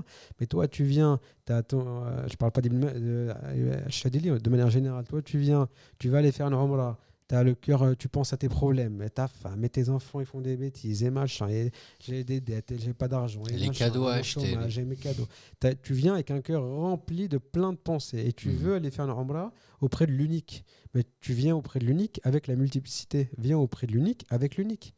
Comme ça, c'est la dualité, le Seigneur avec son serviteur. Toi, tu viens auprès de l'unique avec un cœur plein de choses. Donc, avant d'aller auprès de l'unique et d'aller à la Mecca, va auprès du prophète sallam, prie 40 prières là-bas pendant 8 jours. Incroyable. Pendant ces prières-là, ça va te faire 8 jours durant lesquels, au fur et à mesure, tu vas être plongé dans l'ambiance de Medina Munawwara, tu vas être plongé dans la présence du prophète, tu vas être plongé dans tout ça, ton cœur va s'habituer. Au fur et à mesure, tu vas commencer à oublier même ta dunya, tu vas même oublier d'où tu viens, tes problèmes, tu vas commencer à tout oublier, te concentrer, etc. Au bout de 8 jours, quand tu vas prendre ton bus et que tu vas dire labbaik Allahumma labbaik, ce sera un vrai labbaik Allah. C'est-à-dire que véritablement, tu sais que tu vas vers Allah Azza wa Jal, toute ta vie tu l'as jeté derrière toi, tu fais même plus attention à tes problèmes parce que tu sais qu'ils sont entre les mains d'Allah et que lui il va les gérer pour toi. Et donc tu as laissé ta famille, tu as laissé tes enfants, tes proches à Allah et à son messager, et toi tu pars pour ta propre mort de ta nefs pour pouvoir te réaliser. Et c'est ça, cette purification. C'est pour ça que c'est très important de passer à Médine avant d'aller à Mecca. Parce que si tu vas à Mecca directement, en fait, tu passes de la dunya et en fait, ta Umrah, elle n'est pas profitable. Parce que la Umrah, c'est pas juste aller faire des tours physiques et aller faire un aller-retour et se dire c'est bon, je l'ai fait, j'ai la récompense, je suis purifié. Mais non, si tu dis que tu es purifié, parce que la Umrah est censée te purifier, tu redeviens tout neuf. Bah, pour redevenir tout neuf, il faut que tu le ressentes intérieurement, il faut que tu sentes que ta Umrah, elle t'a changé, que tu reviens, tu penses, tu es détaché peut-être un peu plus de la dunya, tu es plus proche de ton Seigneur, tu l'as mis au centre de ta vie, alors qu'avant, il était sur le côté en marge, et au centre de ta vie, il y avait le travail, l'argent, faire de l'argent, faire du business. Là, tu as ramené un peu. Il faut qu'il y ait un changement dans ta vie. Et si tu fais directement Paris, Mecca, mais une fois ça j'ai déjà raconté, une fois j'étais à Mecca avec les frères. Ça y est, c'est pas des mecs de Saint-Denis qui vont. Ouais, le mec, Ça veut dire que tu n'as incroyable, pas écouté le dernier podcast le dernier avec docu. Sidi Yanis et Sidi Aissam. Pourquoi ils en ont parlé? Mais à mort. Ah ouais. Ouais. Bah, c'est exactement ça. Ok. On est assis devant la Kaaba, on est Ramadan, on attend le Maghreb, on est devant la Kaaba, on a nos dates et notre yaourt qui nous offrent, qu'Allah les préserve et les récompense. Et un gars, il nous parle et on lui dit, il dit, moi je suis venu ici directement, mais tu vas pas visiter le prophète? 100 000.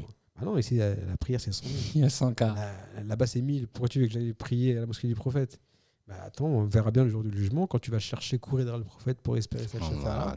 On verra à ce moment-là si le prophète, ça va pas devenir la perle de tes yeux à ce moment-là. Quand tu auras besoin de lui, ça n'a aucun sens. C'est quoi en fait? Elle est où la religion? La religion, c'est pas un ensemble d'actes d'adoration. La religion, ça doit te prendre de l'intérieur et tu dois ressentir que à l'intérieur, ça a bougé, ton cœur il a bougé, il a tremblé, il a vibré. Et si tu veux directement tes problèmes, c'est pas comme ça. Et c'est ça où le tasawuf c'est important. C'est pour ça que le tasawuf c'est la complétude de la religion. Parce que le musulman qui a pas ça, bah lui il voit pas le problème et il a raison. Mais l'histoire que tu racontes, elle décrit complètement le tasawuf en fait. Ouais. C'est l'histoire d'un homme qui va à la recherche du wali, donc qui part du Maroc, qui monte à Bagdad. On lui dit mais non, il est chez toi. Il retourne au Maroc. Ouais. Ok, bon, il n'a pas Ryanair, il y a pas. Donc il est en siyaha déjà toute sa vie le gars. Ouais, et les bandits sur la route. Attends. et tout. Il trouve le cheikh. Le cheikh il lui dit purifie-toi. Donc en fait, cette purification a pour objectif de te mener à ton Seigneur. C'était ça son objectif. Ouais. Donc en fait, le tasawuf, c'est exactement ça. Le tasawuf, c'est... Enfin, de ma perception personnelle, de mon expérience personnelle en fait.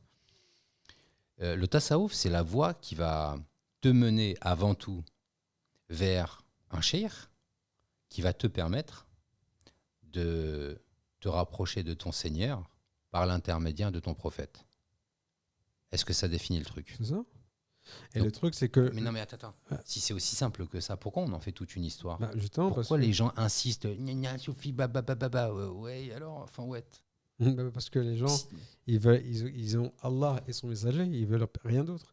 Vu que le messager, physiquement, il est pas avec eux, bah, à la limite, ça leur donne une liberté, ça les arrange. C'est quoi? Sur quel fondement ils basent cette liberté, en fait? Bah, ils basent cette liberté sur le fondement que c'est Allah et son messager et rien d'autre. Et donc, pour eux, le messager, c'est un homme qui est mort au 7e siècle. Donc, eux, ils y croient avec leur cœur et le reste, ils Sur la base du hadith qui dit « Je vous ai laissé deux choses, le Coran et ma sunna ». Ouais. Mais on l'a démonté, on l'a débunké, ce hadith. Bah, même tout le monde l'a débunké. Sérieux? C'est pas qu'on l'a débunké. Bah, mais c'était nouveau pour moi. Moi, c'était avec Abou Nour, là, au dernier Charles podcast. Albani lui-même, il dit que le hadith qui parle de le Coran et Aucun sanad. Ahlul Bayt, Charles Albani lui-même l'a authentifié. Oui, mais celui qui dit le Coran et ma sunna, il n'y a pas de sanad. Non, et donc, il est d'arrive, ouais. mais c'est un truc de ouf. Et comme je disais avec Abou Nour, voilà, Klaufek, encore merci. Tu vois comme quoi je retiens de notre discussion et de la discussion jaillit de la lumière. Et en fait, pour lui, c'est une évidence, comme toi, ça a été une évidence. Alors que pour moi, c'est pas une évidence. En fait, pour moi, ce hadith, il est sahih. Mais il est 100% sahih. Dans mon esprit. Pourquoi? Parce qu'ils nous l'ont sahihé. Ils nous ont sahihisé la tête. Ouais, c'est ça. Tu vois? Alors qu'il n'a pas de sanad. Alors que Alors, pour parler en français, ce n'est pas un hadith authentique. Ce n'est pas un hadith authentique, c'est un truc de ouf. Mais ça n'empêche pas que c'est important de suivre le Coran. Non, évidemment. Non, parce que tu vas avoir des gens qui... Non, évidemment. Mais dans l'épisode précédent, on a eu l'occasion avec Abou Nour de développer sur ce point, donc on ne va pas le faire maintenant. Donc, ok, le tasawuf, on a décrit le schéma. Tu es parti à la mosquée du prophète, tu as pu te purifier auprès du prophète, où le prophète t'a purifié conformément au Coran. Tu es prêt, tu t'es habillé, tu as laissé ta dunya derrière toi, tu as mis que Allah devant toi. Tu parles, labbaik Allahumma labbaik, je viens vers toi, oh Allah, je viens vers toi. Tu arrives à Mecca, tu descends de ta voiture, de ton taxi, tu arrives devant la Kaaba. Excuse-moi, Ouais. mais c'est un truc de ouf en fait. Si tu vas voir que dans ton déplacement, tu dis, oh Allah, Labbaik Allah, ouais. ouais, attends, tu dis, je viens à toi en fait. On ne s'est jamais posé la question, comment est-ce qu'on va à lui? Dans le sens, dans quel état on va à lui? Et quand on arrive de Roissy-Charles de Gaulle ou d'un autre aéroport, on est dans l'état de Roissy-Charles de Gaulle ou d'un autre aéroport. Tu vois? Donc en fait, on est en train de dire à notre Seigneur, Seigneur, regarde-moi avec tout ce que je représente comme impureté, parce que je n'ai pas été purifié Par le prophète. par le prophète alayhi salatu wassalam. J'aime beaucoup, tu vois, rien que ça, là, ça me donne envie d'en refaire une très rapidement en fait. Bismillah. Mais attends, mais avant ça, c'est dit, je veux que tu continues. Parce qu'on a fait le tawaf, on a fait les 7 tours. On a fait le tawaf, on a fait les 7 tours. Donc, on est parce que qui représente les 7 cieux et le passage devant. Enfin, vas-y, continue. Ouais, parce qu'il y a une chose qu'il faut rappeler, encore une fois, c'est que le cheminement spirituel, on n'invente pas. On a déjà quelqu'un qui est passé, qui l'a tracé. C'est le prophète sallallahu alayhi wa sallam. Tout ce qui s'est passé dans sa vie, il n'y a rien qui est du hasard. Tout ce qui s'est passé dans sa vie, les bons côtés comme les difficultés, les épreuves, c'est pour nous donner un enseignement de ce que nous, on peut traverser dans le cheminement spirituel. Quand le prophète sallallahu alayhi wa sallam s'est fait insulter, s'est fait martyriser parce qu'il prie devant la Kaaba et que les Quraysh venaient et qu'ils l'insultaient, etc., nous-mêmes, on est censé le vivre parce que ça fait partie des passages dans le cheminement spirituel. Et c'est pour ça que les soufis sont insultés, sont trucs, parce qu'ils vivent ce côté du prophète qui a été humilié devant la Kaaba, tout ça parce qu'il adorait son Seigneur. Lorsque tu marches avec une muraqa'a et que tu vas prier et qu'un mec t'insulte alors que tu vas juste prier avec une djelaba dans laquelle il y a des couleurs, il insulte ta croyance en fait. Il t'insulte complètement. C'est comme le prophète lorsqu'il s'est fait insulter par les siens. Donc, faut pas s'étonner lorsque tu mets la muraqa'a et que tu te fais insulter en disant purée, mais c'est dur, mais t'as pris la bay'a pour cheminer sur les pas du prophète. Eh bien, goûte à ce qu'a goûté le prophète. Et ce qu'a goûté le prophète, toi en plus, tu n'y goûtes qu'à un très faible degré parce que tu n'as pas les épaules du prophète pour accepter et pour subir tout ce qu'il a subi. Donc, Allah, il te donne juste un petit degré, un petit pourcentage de ce qu'a goûté le prophète pour que tu puisses te projeter et projeter ton cheminement dans celui du prophète. Donc, on a dit, tu arrives, tu as fait tes 7 tours. Tu as fini tes 7 tours, donc c'est comme le prophète lorsqu'il a fait l'ascension spirituelle et qu'il est monté à Sidat al-Muntaha. Et donc la Kaaba représentant Al-Insan al-Kamil, la pierre noire représentant la Qabla Nouraniya, et à chaque fois que tu fais un tour, Bismillah, Allahu Akbar, tu la salues, tu fais la bay'a. Mais tu sais, mais tu salues aussi les prophètes qui sont dans les différents cieux au même titre que le prophète alayhi salatu wassalam les a salués lorsqu'il a fait son Isra wal Mi'raj. Tu es sur les pas du prophète. Donc quand tu fais le premier tour, dis-toi que la Kaaba elle représente Sayyidina Adam et que tu dis Bismillah Allahu Akbar comme le prophète a salué Sayyidina Adam au premier ciel. Puis tu vas finir le premier tour, tu vas commencer le deuxième tour. Et le deuxième tour, tu vas saluer le deuxième prophète, troisième prophète, quatrième prophète, et tu montes. Mais donc tu ne jettes pas contre la Kaaba en fait. Dans quel sens tu le jettes pas ? Dans le sens apparent qu'on voit aujourd'hui et qu'on voit tous les jours. Tu peux, puisque la Kaaba, tu sais qu'elle elle est Moubarak. Mais oui, mais tu ne jettes pas dessus. Mais c'est à quoi de jeter, l'embrasser ? Qu'est-ce que tu vois les images des images de comportement exagérément pour démontrer un certain amour, tu sais, des gens qui se plaquent comme ça entre la Kaaba, qui se bousculent pour y aller, etc. Ça, c'est du tabarrouk. Parce que attends.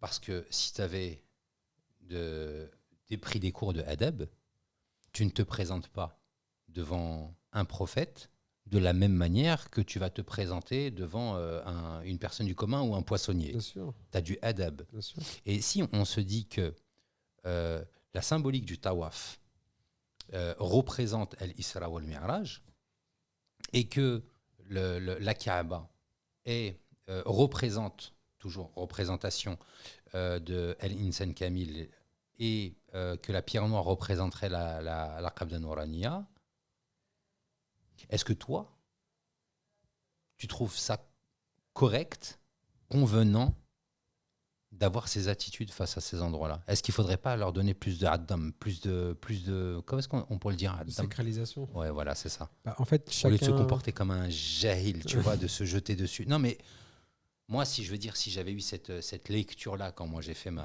je parle de moi, oui, bien sûr. Que ce soit clair, hein, c'est de moi que je parle, tu vois. mais si j'avais eu cette compréhension-là, tu vois, de ce côté ésotérique, ça aurait été magnifique en fait. Et j'imagine la prochaine. Ouais, mais après, chacun a une démonstration de la sacralisation qui est différente.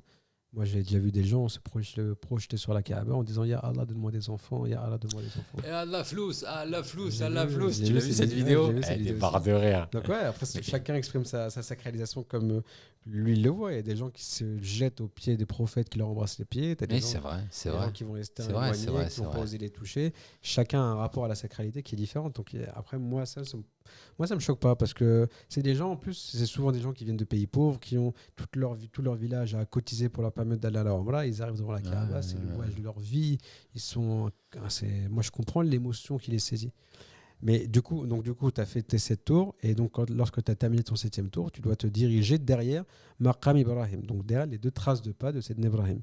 Maqam Ibrahim, c'était un rocher sur lequel Sayyidina Ibrahim est monté afin de construire le toit, le haut de la Kaaba. Et donc ces 2 traces-là ont laissé des marques. Cette marque-là a été gardée dans le temps, et aujourd'hui, elle est à une distance, elle a été déplacée un peu pour être à une distance un peu éloignée de la Kaaba, et on doit prier derrière. Et ce Maqam Ibrahim, donc, derrière ce Maqam Ibrahim, on doit prier 2 unités de prière avec 2 sourates particulières. Dans la première sourate, il est demandé aux pèlerins de rester sourate al-Kafirun. Dans la deuxième sourate, il est demandé de rester sourate al-Ikhlas. Qul huwallahu ahad. Pourquoi ces 2 sourates en particulier? Parce que le pèlerin, le cheminant à ce moment-là de son cheminement spirituel, il a terminé la première lecture du Ha. Il a fait la lecture du Ha, il a fait ses 7 tours autour du Ha, il a terminé la première lecture, et là il s'envole, il monte. Du Ha de quoi? Du Ha, du Ism Allah, pardon, Voilà. je veux bien de le dire. Et là il monte vers ce qu'on désigne comme étant le Lam al-Qabd, c'est le deuxième Lam du Ism Allah, qui donne Lahu. Et ce Lam al-Qabd, il est symbolisé par Al-Insan al-Kamil. Donc c'est Ibrahim à ce moment-là. Et donc on va prier face à la Kaaba, mais derrière Maqam Ibrahim, derrière les 2 traces de pas d'Ibrahim, qui symbolisent donc les 2 lam du Ism Allah. Et donc là, on va faire Surat al-Kafirun. Pourquoi? Parce que pour le cheminant, pour le soufi, Surat al-Kafirun, elle ne désigne pas les non-musulmans, les infidèles, tout ce qu'on peut entendre. Elle nous désigne nous prioritairement. C'est nous, notre nefs, qui est la kafira quand on dit Surat al-Kafirun. C'est-à-dire quand on récite Surat al-Kafirun, on dit Qul ya ayyuhal kafirun. Quand le Qul ya ayyuhal kafirun dit ô toi les kafirun, c'est ton esprit qui dit à ta nefs, ô toi la mécréante, à ta propre nefs. Pourquoi ta propre nefs? Parce que ta propre nefs, c'est elle qui te sépare de la réalité d'Allah. C'est parce que tu as considéré ta nefs que tu ne peux pas considérer Allah. C'est parce que tu vois ta nefs et tu observes le monde par le prisme de ta personne, de ta personnalité, de ce qui te fait depuis ta naissance, qui fait que ton regard ne peut pas saisir Allah, ne peut pas voir Allah. Pourtant, Allah, il te dit Ana dhahir wal batin, il est l'apparent. Donc, s'il est l'apparent, tu es censé le voir tout le temps. Allah, il ment pas. Son nom, il n'est pas l'apparent des fois, et des fois, il ne l'est pas. S'il est l'apparent, il est l'apparent. Tout le temps, il n'est jamais pas l'apparent. Et en même temps, il est al-batin. Donc, si l'apparent, tu ne le vois pas, c'est à cause de toi. C'est parce que ta nefs est celle qui est désignée comme étant l'infidèle, entre guillemets, la mécréante, même si je n'aime pas ce terme. Et donc, la première al-Qara, c'est qui est la première unité de prière, c'est celle qui renvoie donc à la Surat al-Kafirun. Autrement dit, le pèlerin, à ce moment-là, il sort du Ha, il prie et il renvoie la mécréance à sa propre nefs. Sa propre nefs qui le sépare d'Allah. Une fois qu'il a renvoyé la mécréance à sa propre nefs, il remonte pour la deuxième unité de prière. Et là, il a réalisé que sa nefs, vraiment, l'avait égaré, l'avait éloigné d'Allah. Il l'a catégorisé comme étant mécréante. Et là, il revient à Qul huwallahu ahad. Il ne reste que Allah, il ne reste plus rien en dehors d'Allah. Seul Allah est l'unique. Le pèlerin, à ce moment-là, il s'est éteint dans le Hal-Hawiyya, dans la lecture du Ha, du Ism Allah. Et quand il s'éteint, eh bien, il ne reste plus que Huwa Allah, Qul huwa Allahu ahad. Et donc, lorsqu'il a réalisé à ce moment-là Qul huwa Allahu ahad, Allahu samad, il a réalisé les 2 lectures du Lam al-Qabd et Lam al-Ma'rifa. Donc, ce sont les 2 lettres Lam qui sont dans le Ism Allah entre le Alif et le Ha. Et à ce moment-là, il se rend vers Safa wa Marwa, ce qu'on appelle le Sa'i. Et avant d'y aller dans la tradition islamique, eh bien d'abord il doit aller boire Zamzam. Et il y a un hadith sur Zamzam que j'ai mis aussi dans le livre qui est extrêmement intéressant. Je l'ai expliqué, mais je ne m'en souviens plus de tête parce que Le livre, j'ai dû l'écrire il y a 3 ou 4 ans, donc j'y parle depuis. Mais il y a un hadith aussi qui dit celui qui boit Zamzam, dans sa ramla qui boit Zamzam, il lui sera donné la sagesse. En fait, les choses qui lui sont données, ça renvoie à ce dont il a besoin, le cheminant, dans son cheminement spirituel, à ce moment-là du cheminement. Et en fait, il faudrait revenir au livre. Mais en tout cas, il y a un hadith, le hadith qui parle de l'importance de boire Zamzam. Celui qui boit Zamzam, elle lui apportera un tel, un tel, un tel. Et une fois qu'il a bu Zamzam, il s'oriente vers Safa Marwa. Mais ce Zamzam, il représente quoi? Il représente le vide entre le... Non, ce Zamzam, il représente l'eau. Il représente l'eau de vie. Et l'eau de vie, c'est l'eau qui revivifie la terre après qu'elle soit morte. Autrement dit, ta nefs était morte et Zamzam te revivifie ta nefs, sauf qu'il la revivifie dans la présence d'Allah. Donc, pour revivifier, c'est dans la présence d'Allah. Dans le verset, dans le Coran, Allah il nous dit: est-ce que celui qui était mort et que nous avons ramené à la vie et à qui nous avons donné une lumière avec laquelle il marche dans les gens. Cette eau de Zamzam, elle représente cette lumière qui flue en toutes choses, qui donne la vie. Oui, c'est la vie, c'est la vie. C'est la vie, Ok, c'est non, le ok, vie. d'accord. Donc le ha, c'est le tawaf. Les deux pas du Maqat Ibrahim, Maqam Ibrahim, ça représente le lem, Al-Qabd et le Lam al-Ma'rifa. Qabd et de la Ma'arifa, donc les deux lemmes du nom Allah. Exactement. Et ensuite, tu étais en train de dire que Safa ou Marwa, c'était C'est le le alif. alif. Mais tu viens d'indiquer qu'il y avait l'étape après Ibrahim, il y avait l'étape, après le Maqam Ibrahim, il y avait l'étape de Zamzam. Boire Zamzam, ouais. Et il se trouve où dans ce nom? C'est sur le- Est-ce que l'eau, c'est tellement fluide, c'est tellement... En fait, c'est très simple, c'est que après les deux lam, dans le cheminement spirituel, le disciple faqir, il rentre dans le ha par la khalwa, il fait la khalwa, il reçoit le secret du ha. Lorsqu'il reçoit ce secret du ha, il continue son cheminement jusqu'à recevoir le secret du lam al-qabd ou al-ishq, puis ensuite recevoir le secret du lam al-ma'rifa, les deux lam. À ce moment-là, il est dans la station de lillah. Il a reçu les deux lam et le ha. Il est dans la station de lillah. Inna lillah wa inna ilayhi raji'un.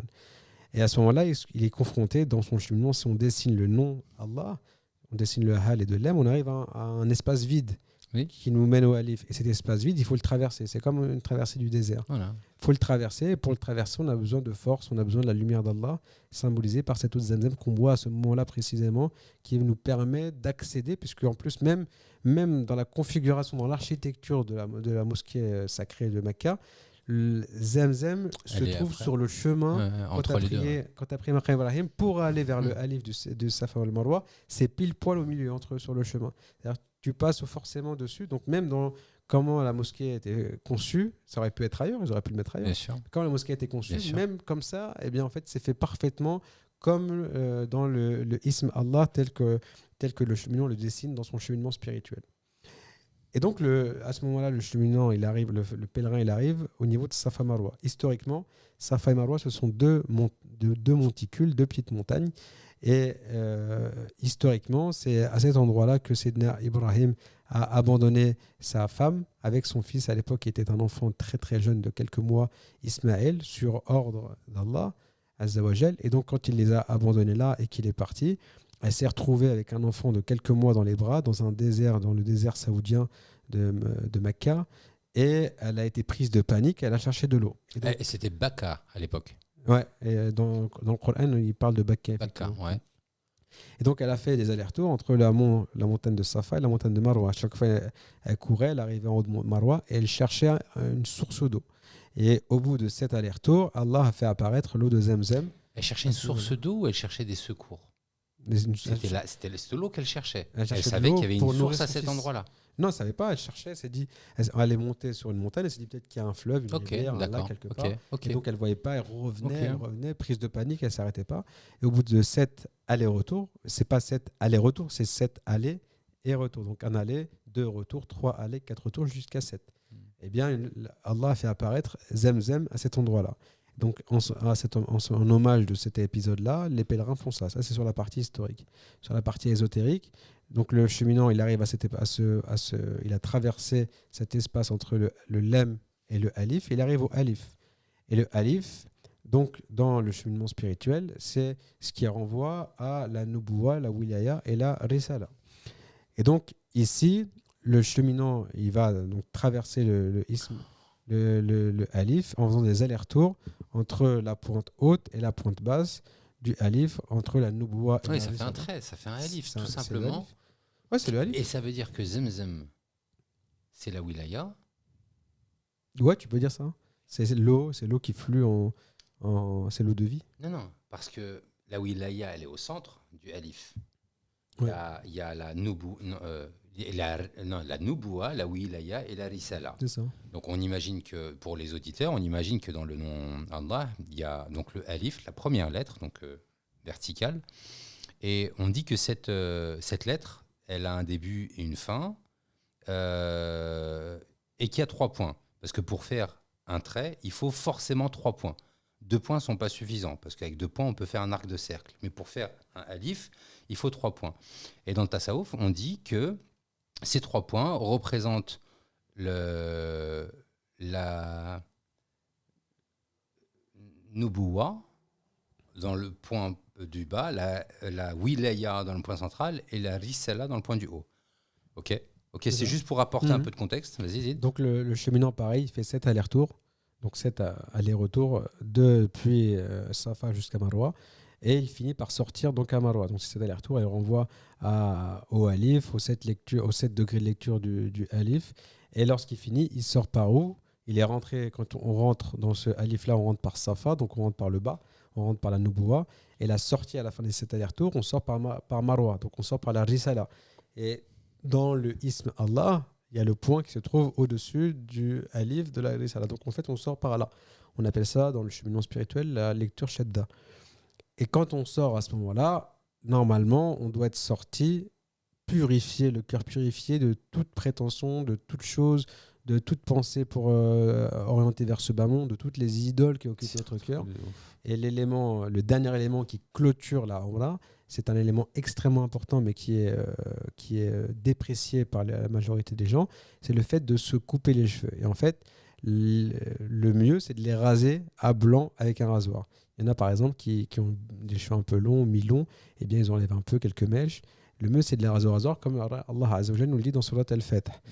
Et à quoi ça renvoie le fait de se raser ces cheveux-là à ce moment-là précis? Ça renvoie au fait que dans la symbolique, les cheveux, ils renvoient à la science. Ils renvoient à la connaissance, à la science et au fait, à cet orgueil qui va naître du fait qu'on a de la science, on a de la connaissance, etc. Et le fait de les raser, c'est que le cheminant spirituel, il est dans son cheminement, il doit réaliser la servitude absolue, la véritable servitude en Allah Azza wa Jal. Et cette servitude-là, elle consiste à enlever toute prétention, c'est tout renvoyer à Allah. Et moi, je n'ai rien avec moi. Je n'ai rien pour moi ni avec moi. Tout est d'Allah, il n'y a que Allah, etc. Et donc, en symbolique de cela, il va se raser les cheveux qui renvoient à la science, qui renvoient à la connaissance. Il va se raser complètement les cheveux pour être tout propre, sans rien. Et là, à ce moment-là, il a fini sa Umrah et il doit essayer de maintenir cet état qu'il a vécu, qu'on vient de décrire là dans tout cela. Il faut qu'il arrive à le garder le maximum possible, cet état de cœur vide, nettoyé de tout, où qu'il tourne son visage, il voit la face d'Allah est là. Quoi qu'il se passe dans sa vie, tout ce qui se passe, même des épreuves, il renvoie tout à Allah. Il sait que ça vient d'Allah, il sait qu'il y a une hikmah d'Allah, il sait que c'est bien. Et donc à ce moment-là, normalement, s'il a bien fait sa umrah, il réalise le verset dans lequel Allah Azza wa Jalla nous dit Inna awliya Allah la khawfun alayhim wa lahum yahzanun. Certes, les awliya d'Allah ne sont jamais affligés et n'ont aucune crainte. Ouais, et puis moi, ça me laisse penser que une fois que tu as fait tout ça, une fois que ton rite est terminé, tu t'es purifié. Non, c'est pas systématique, mais je veux dire, la personne qui est dans ce cheminement-là a cet objectif in fine. Et donc, une fois que tu t'es coupé les cheveux, fin du rite, retour à la réalité. Et si on reprend l'histoire que tu as racontée tout à l'heure, il est parti se purifier, faire 40 unités de prière au Masjid al-Nabawi, à la mosquée du prophète à Médine. Ensuite, il est retourné voir son cheikh. Et lui-même est devenu un wali. Abou Hassan Chadili, ouais, tout à fait, bien sûr. Tu vois, donc, Très grand. donc une fois qu'il a fait tout ça, il est retourné à son cher. C'est pas, il est retourné dans sa vie, à Charles de Gaulle. Et j'ai l'impression qu'il y a quelque chose de... Il y a vraiment quelque chose à creuser autour de cette question-là. Parce qu'au final, son cheminement, il est ininterrompu. Il est interrompu, pardon. Le gars, enfin, pardon de l'expression, je dis vraiment pour vulgariser quand je dis le gars, Abou Hassan Chadili. Il est à la recherche de du wali. Il fait le tour du monde. On lui dit maintenant il est chez toi. Il retourne chez lui. Quand il rencontre le wali lui dit va te purifier. Il monte, il descend, il monte, il descend. Il n'arrête pas de faire ça. Il arrête pas horizontalement du Maroc jusqu'à Bagdad, de monter, descendre. Le gars, il fait ça. Et ensuite, il lui dit vas-y, maintenant, tu vas aller te purifier. Donc, tu vas faire tes 40 unités, tes 40 cycles dans la mosquée du prophète, alayhi salam. Et donc, toi, dans ton exemple, la Umrah, au terme de la Umrah, une fois qu'on s'est coupé les cheveux, nous sommes censés avoir atteint un niveau de purification. Symboliquement. Oui. C'est pour ça que j'ai voulu prendre des pincettes en disant nous sommes censés avoir... symboliquement. Mais, en fait, tu te mets un doigt dans l'œil si tu retournes à ta vie, en fait. Non, tu peux retourner à ta vie, mais tu dois y retourner dans l'état de présence Par la porte du cher. que tu as réalisé. Tu es obligé de retourner à ton cher.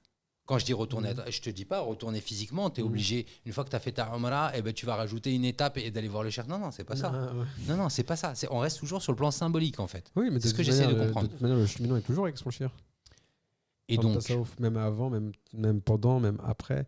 Mais c'est quand même un moment vachement spécial, cette Umrah, tu vois. En fait, c'est là où tu vois la différence entre celui qui la vit par le tasawwuf et celui qui l'a fait physiquement. Non, mais c'est incroyable. En fait, c'est là où tu vois le gap qui existe dans Anta Abudallah ka'annaka tara, que tu adores ton Seigneur comme si tu le voyais et que tu adores ton Seigneur. Tu vois, moi, vraiment, plus j'avance dans mon cheminement, tu vois, et plus j'ai l'impression qu'il y a des certitudes qui sont de plus en plus évidentes. Et la première d'entre elles, c'est que on a vécu dans un monde très attaché à...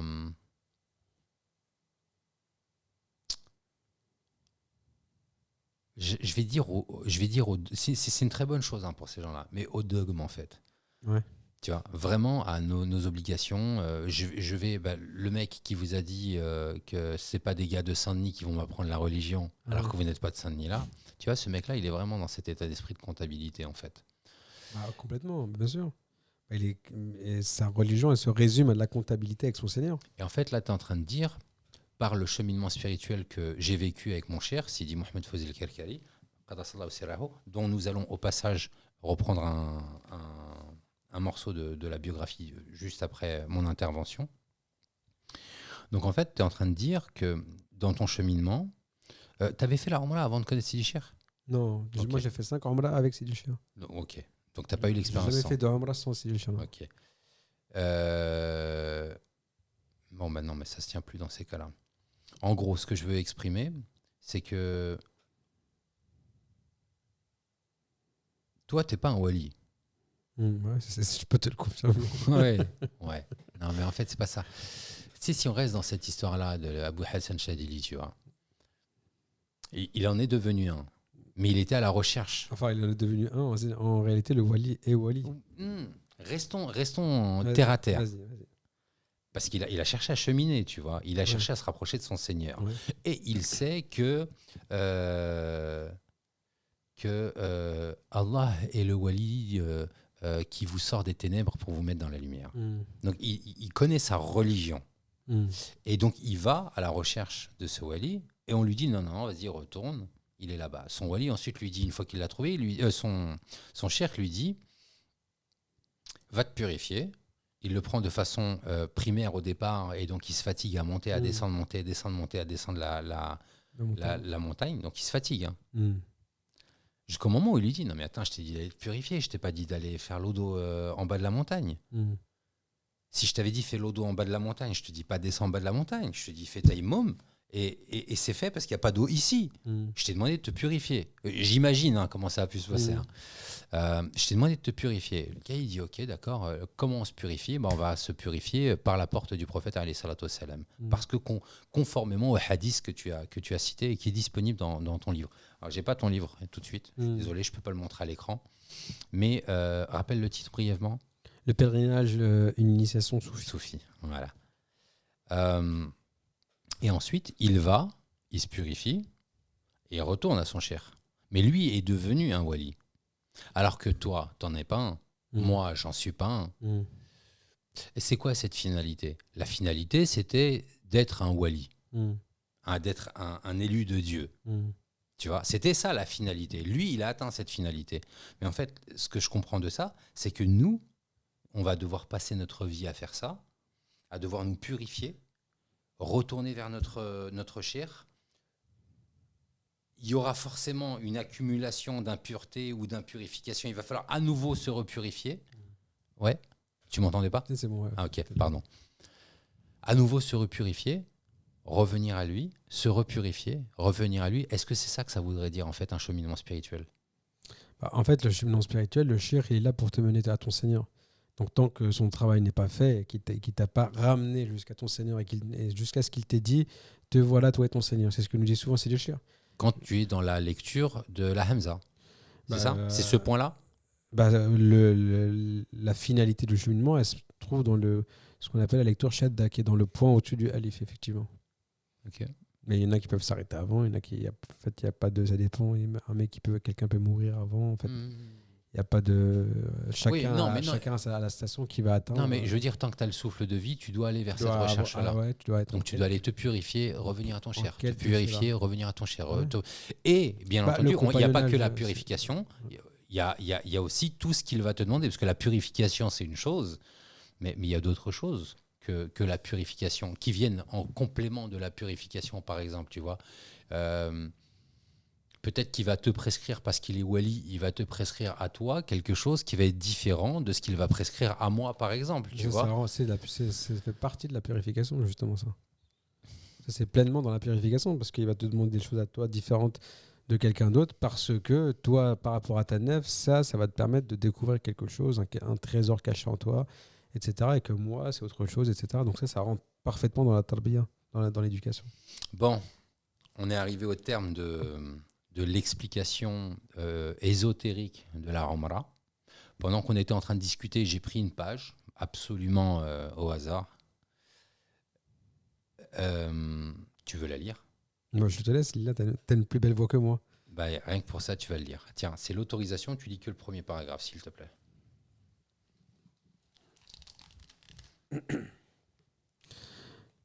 Alors, donc l'autorisation. Voyant l'excellence de son comportement, ainsi que sa maîtrise de la voix, Sayyidi Mohamed Fawzi reçut de Moulay el-Hassan l'autorisation de transmettre les différentes invocations de la voix et de lier les cheminants à la voix.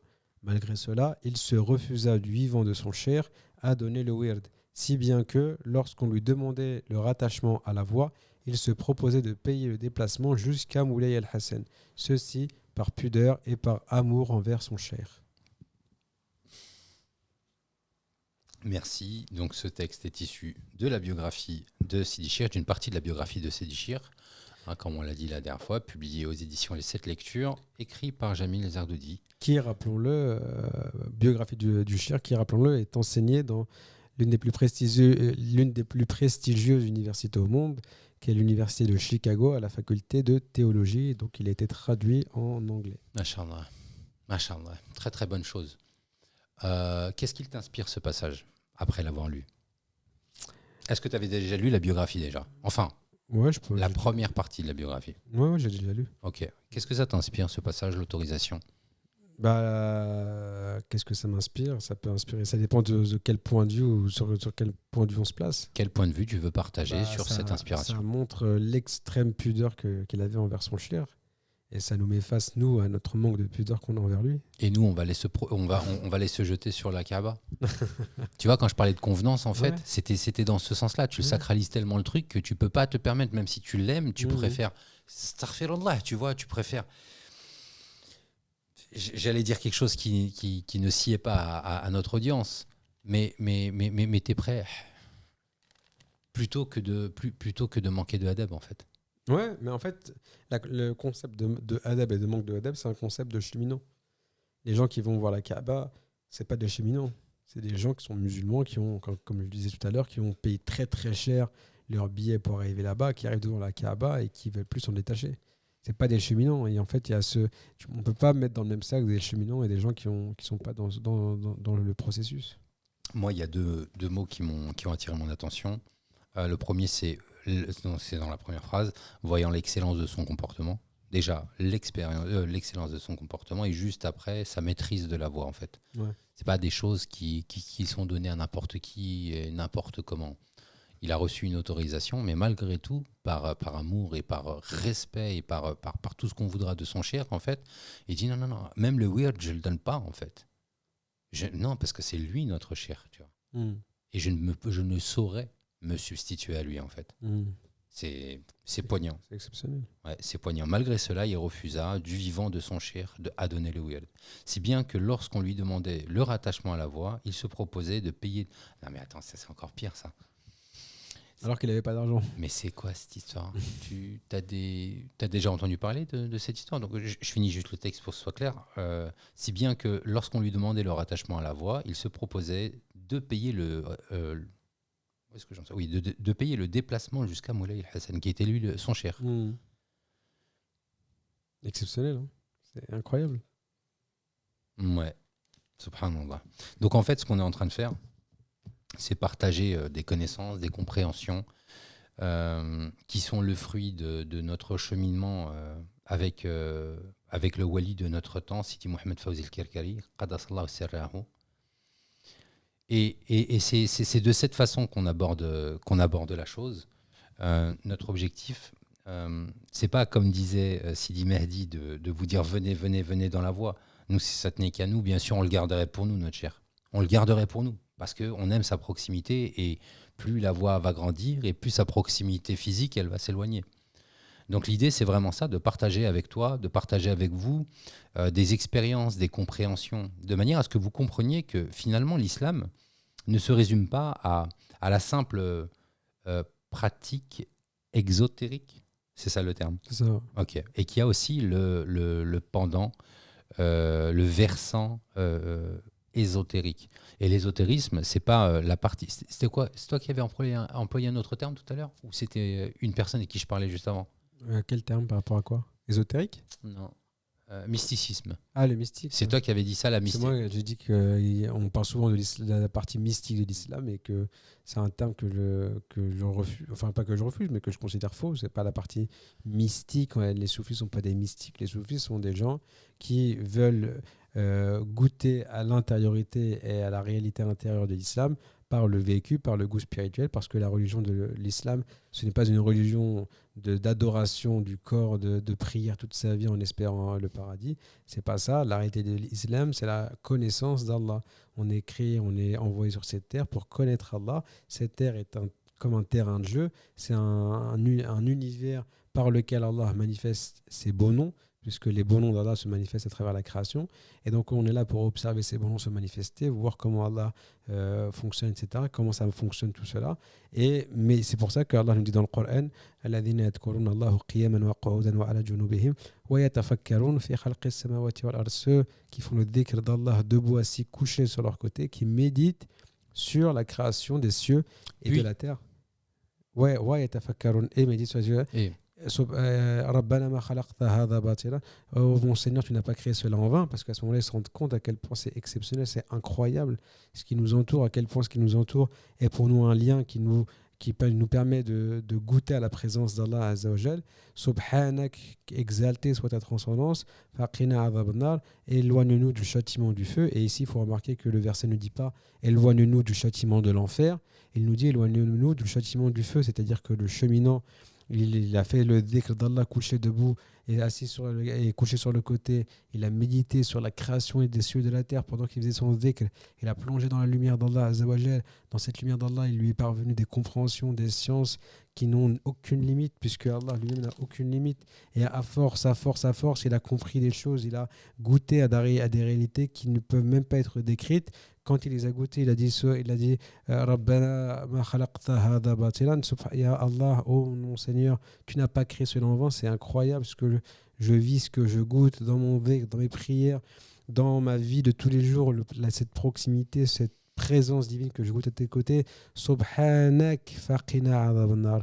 Oh Allah, éloigne-nous du châtiment du feu des passions, du feu de ce qui va m'éloigner de cet état de présence divine, c'est-à-dire les passions et tout ce qui touche à ça. Et c'est ça le feu. Il ne nous a pas parlé de l'enfer, il nous a parlé du châtiment du feu. Et c'est important parce que dans le cas du cheminement spirituel, justement, ce feu-là, c'est un feu qui renvoie au feu de la passion, au feu de ce qui va nous lier à ce bas monde. Donc, c'est le tasawwuf, le soufisme, c'est. En fait, quand tu y as goûté, tu te dis, mais en fait, je ne peux plus goûter à l'islam sans tasawwuf, parce que ça aurait plus de sens. Ce serait si demain, quelqu'un qui a goûté de manière profonde à la réalité du tasawwuf et qui se remet à quitter cet état-là pour de retourner à sa vie d'avant, de musulman qui prie, qui jeûne, mais qui n'a plus cette réalité, ce goût, en fait, pour lui, la religion à ce moment-là n'aura plus de sens parce que ce sera juste un enchaînement de génuflexion, de prosternation, mais qui n'aurait plus de goût intérieur. Ça change absolument tout. Ouais, ça change absolument tout, c'est vrai. Et donc, en fait, parce que ça change tout, et ça change tout pour nous, et parce que ça a changé tout pour nous, les lampes, elles attirent énormément de moustiques.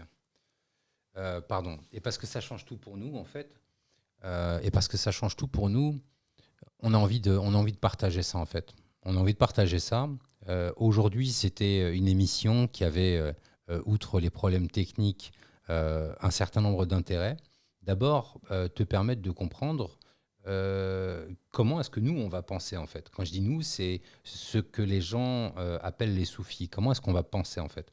On va avoir une vision qui est complètement apparente, celle que tout le monde va pouvoir constater. Et puis, on sait que notre Seigneur nous a enjoint à découvrir dans tout ce qui se passe partout autour de nous, en tout temps, en fait.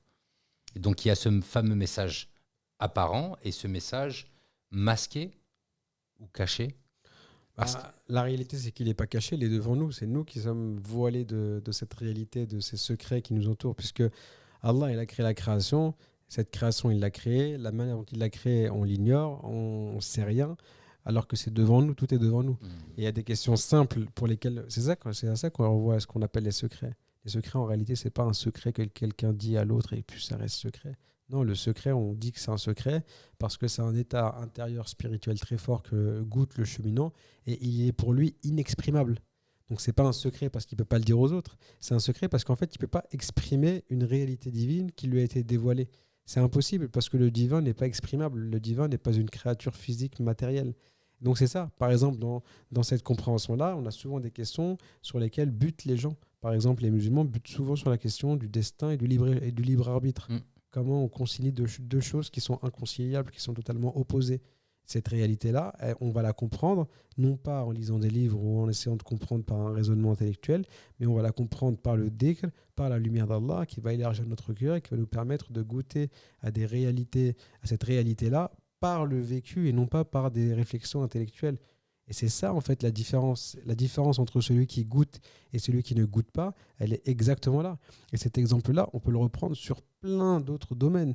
Plein d'autres domaines où on peut se dire, mais attends, je ne comprends pas. Allah, il a créé la création. Toute chose a un début et une fin. Et Allah, il n'a pas de début, pas de fin. Alors, comment ça? Et dans le cerveau humain, l'être humain est un être qui est confiné dans l'espace-temps. Donc, toute chose, il ne peut la comprendre qu'à travers la dimension de l'espace et du temps. Et là, on lui dit, voilà, tu as un Seigneur, et lui, il n'est pas dans l'espace-temps, il n'y a pas de temps, le temps, c'est une créature. Il est en dehors de tout ça, donc il n'a pas de début, pas de fin. Mais on ne comprend pas, ça fait erreur 404 dans la tête. Comment ça, il n'a pas de début? Il y a forcément un début, il y a forcément quelqu'un qui l'a créé. Et en fait, ça donne des was-was qui arrivent souvent dans la tête des musulmans, ou des jeunes, ou des gens qui débutent dans la religion, parce que ce sont des questions qui n'ont pas de réponse intellectuelle, mais elles ont une réponse intérieure à travers le dhikr et par la lumière d'Allah subhanahu wa ta'ala. Bien sûr. Bon, eh ben écoute, super séance. Sidi Souci, je te remercie de t'être déplacé si tard, Avec plaisir. aussi Ça, rapidement. c'est Je toujours tiens à un le plaisir. signaler. C'est Voilà, toujours Klaufik. un Pardon moment pour les problèmes techniques, il y en a encore eu beaucoup. Pardon, cher auditeur, si ça t'a gêné. Mais on essaye d'avancer, on essaye de progresser. Et Bibarakat Sidna Cheikh, on sera en mesure très prochainement de proposer des épisodes promis sans problème technique. Si du souci, c'est ainsi que va s'achever notre séance du jour. Tu veux glisser 3 petits hashtags pour résumer notre discussion d'aujourd'hui? Hashtag soufisme, hashtag tasawuf, hashtag Omra, hashtag cheminement spirituel. Hashtag Love Karkaria. Bon, c'est ainsi que va s'achever cet épisode. Tu connais la formule Sidi Souci. Est-ce que tu veux bien apporter la conclusion? La formule, c'est laquelle? Et c'est ainsi que va s'achever cet épisode. Cet épisode va se finir par la plus belle des salutations. Cette salutation est celle de l'islam. Salam alaikum wa Voilà. rahmatullahi wa barakatuh. Ok, tu l'apprendras pour la prochaine fois. Wa alaikum salam wa rahmatullah. Salam alaikum. Comme ça, la rahmatullah.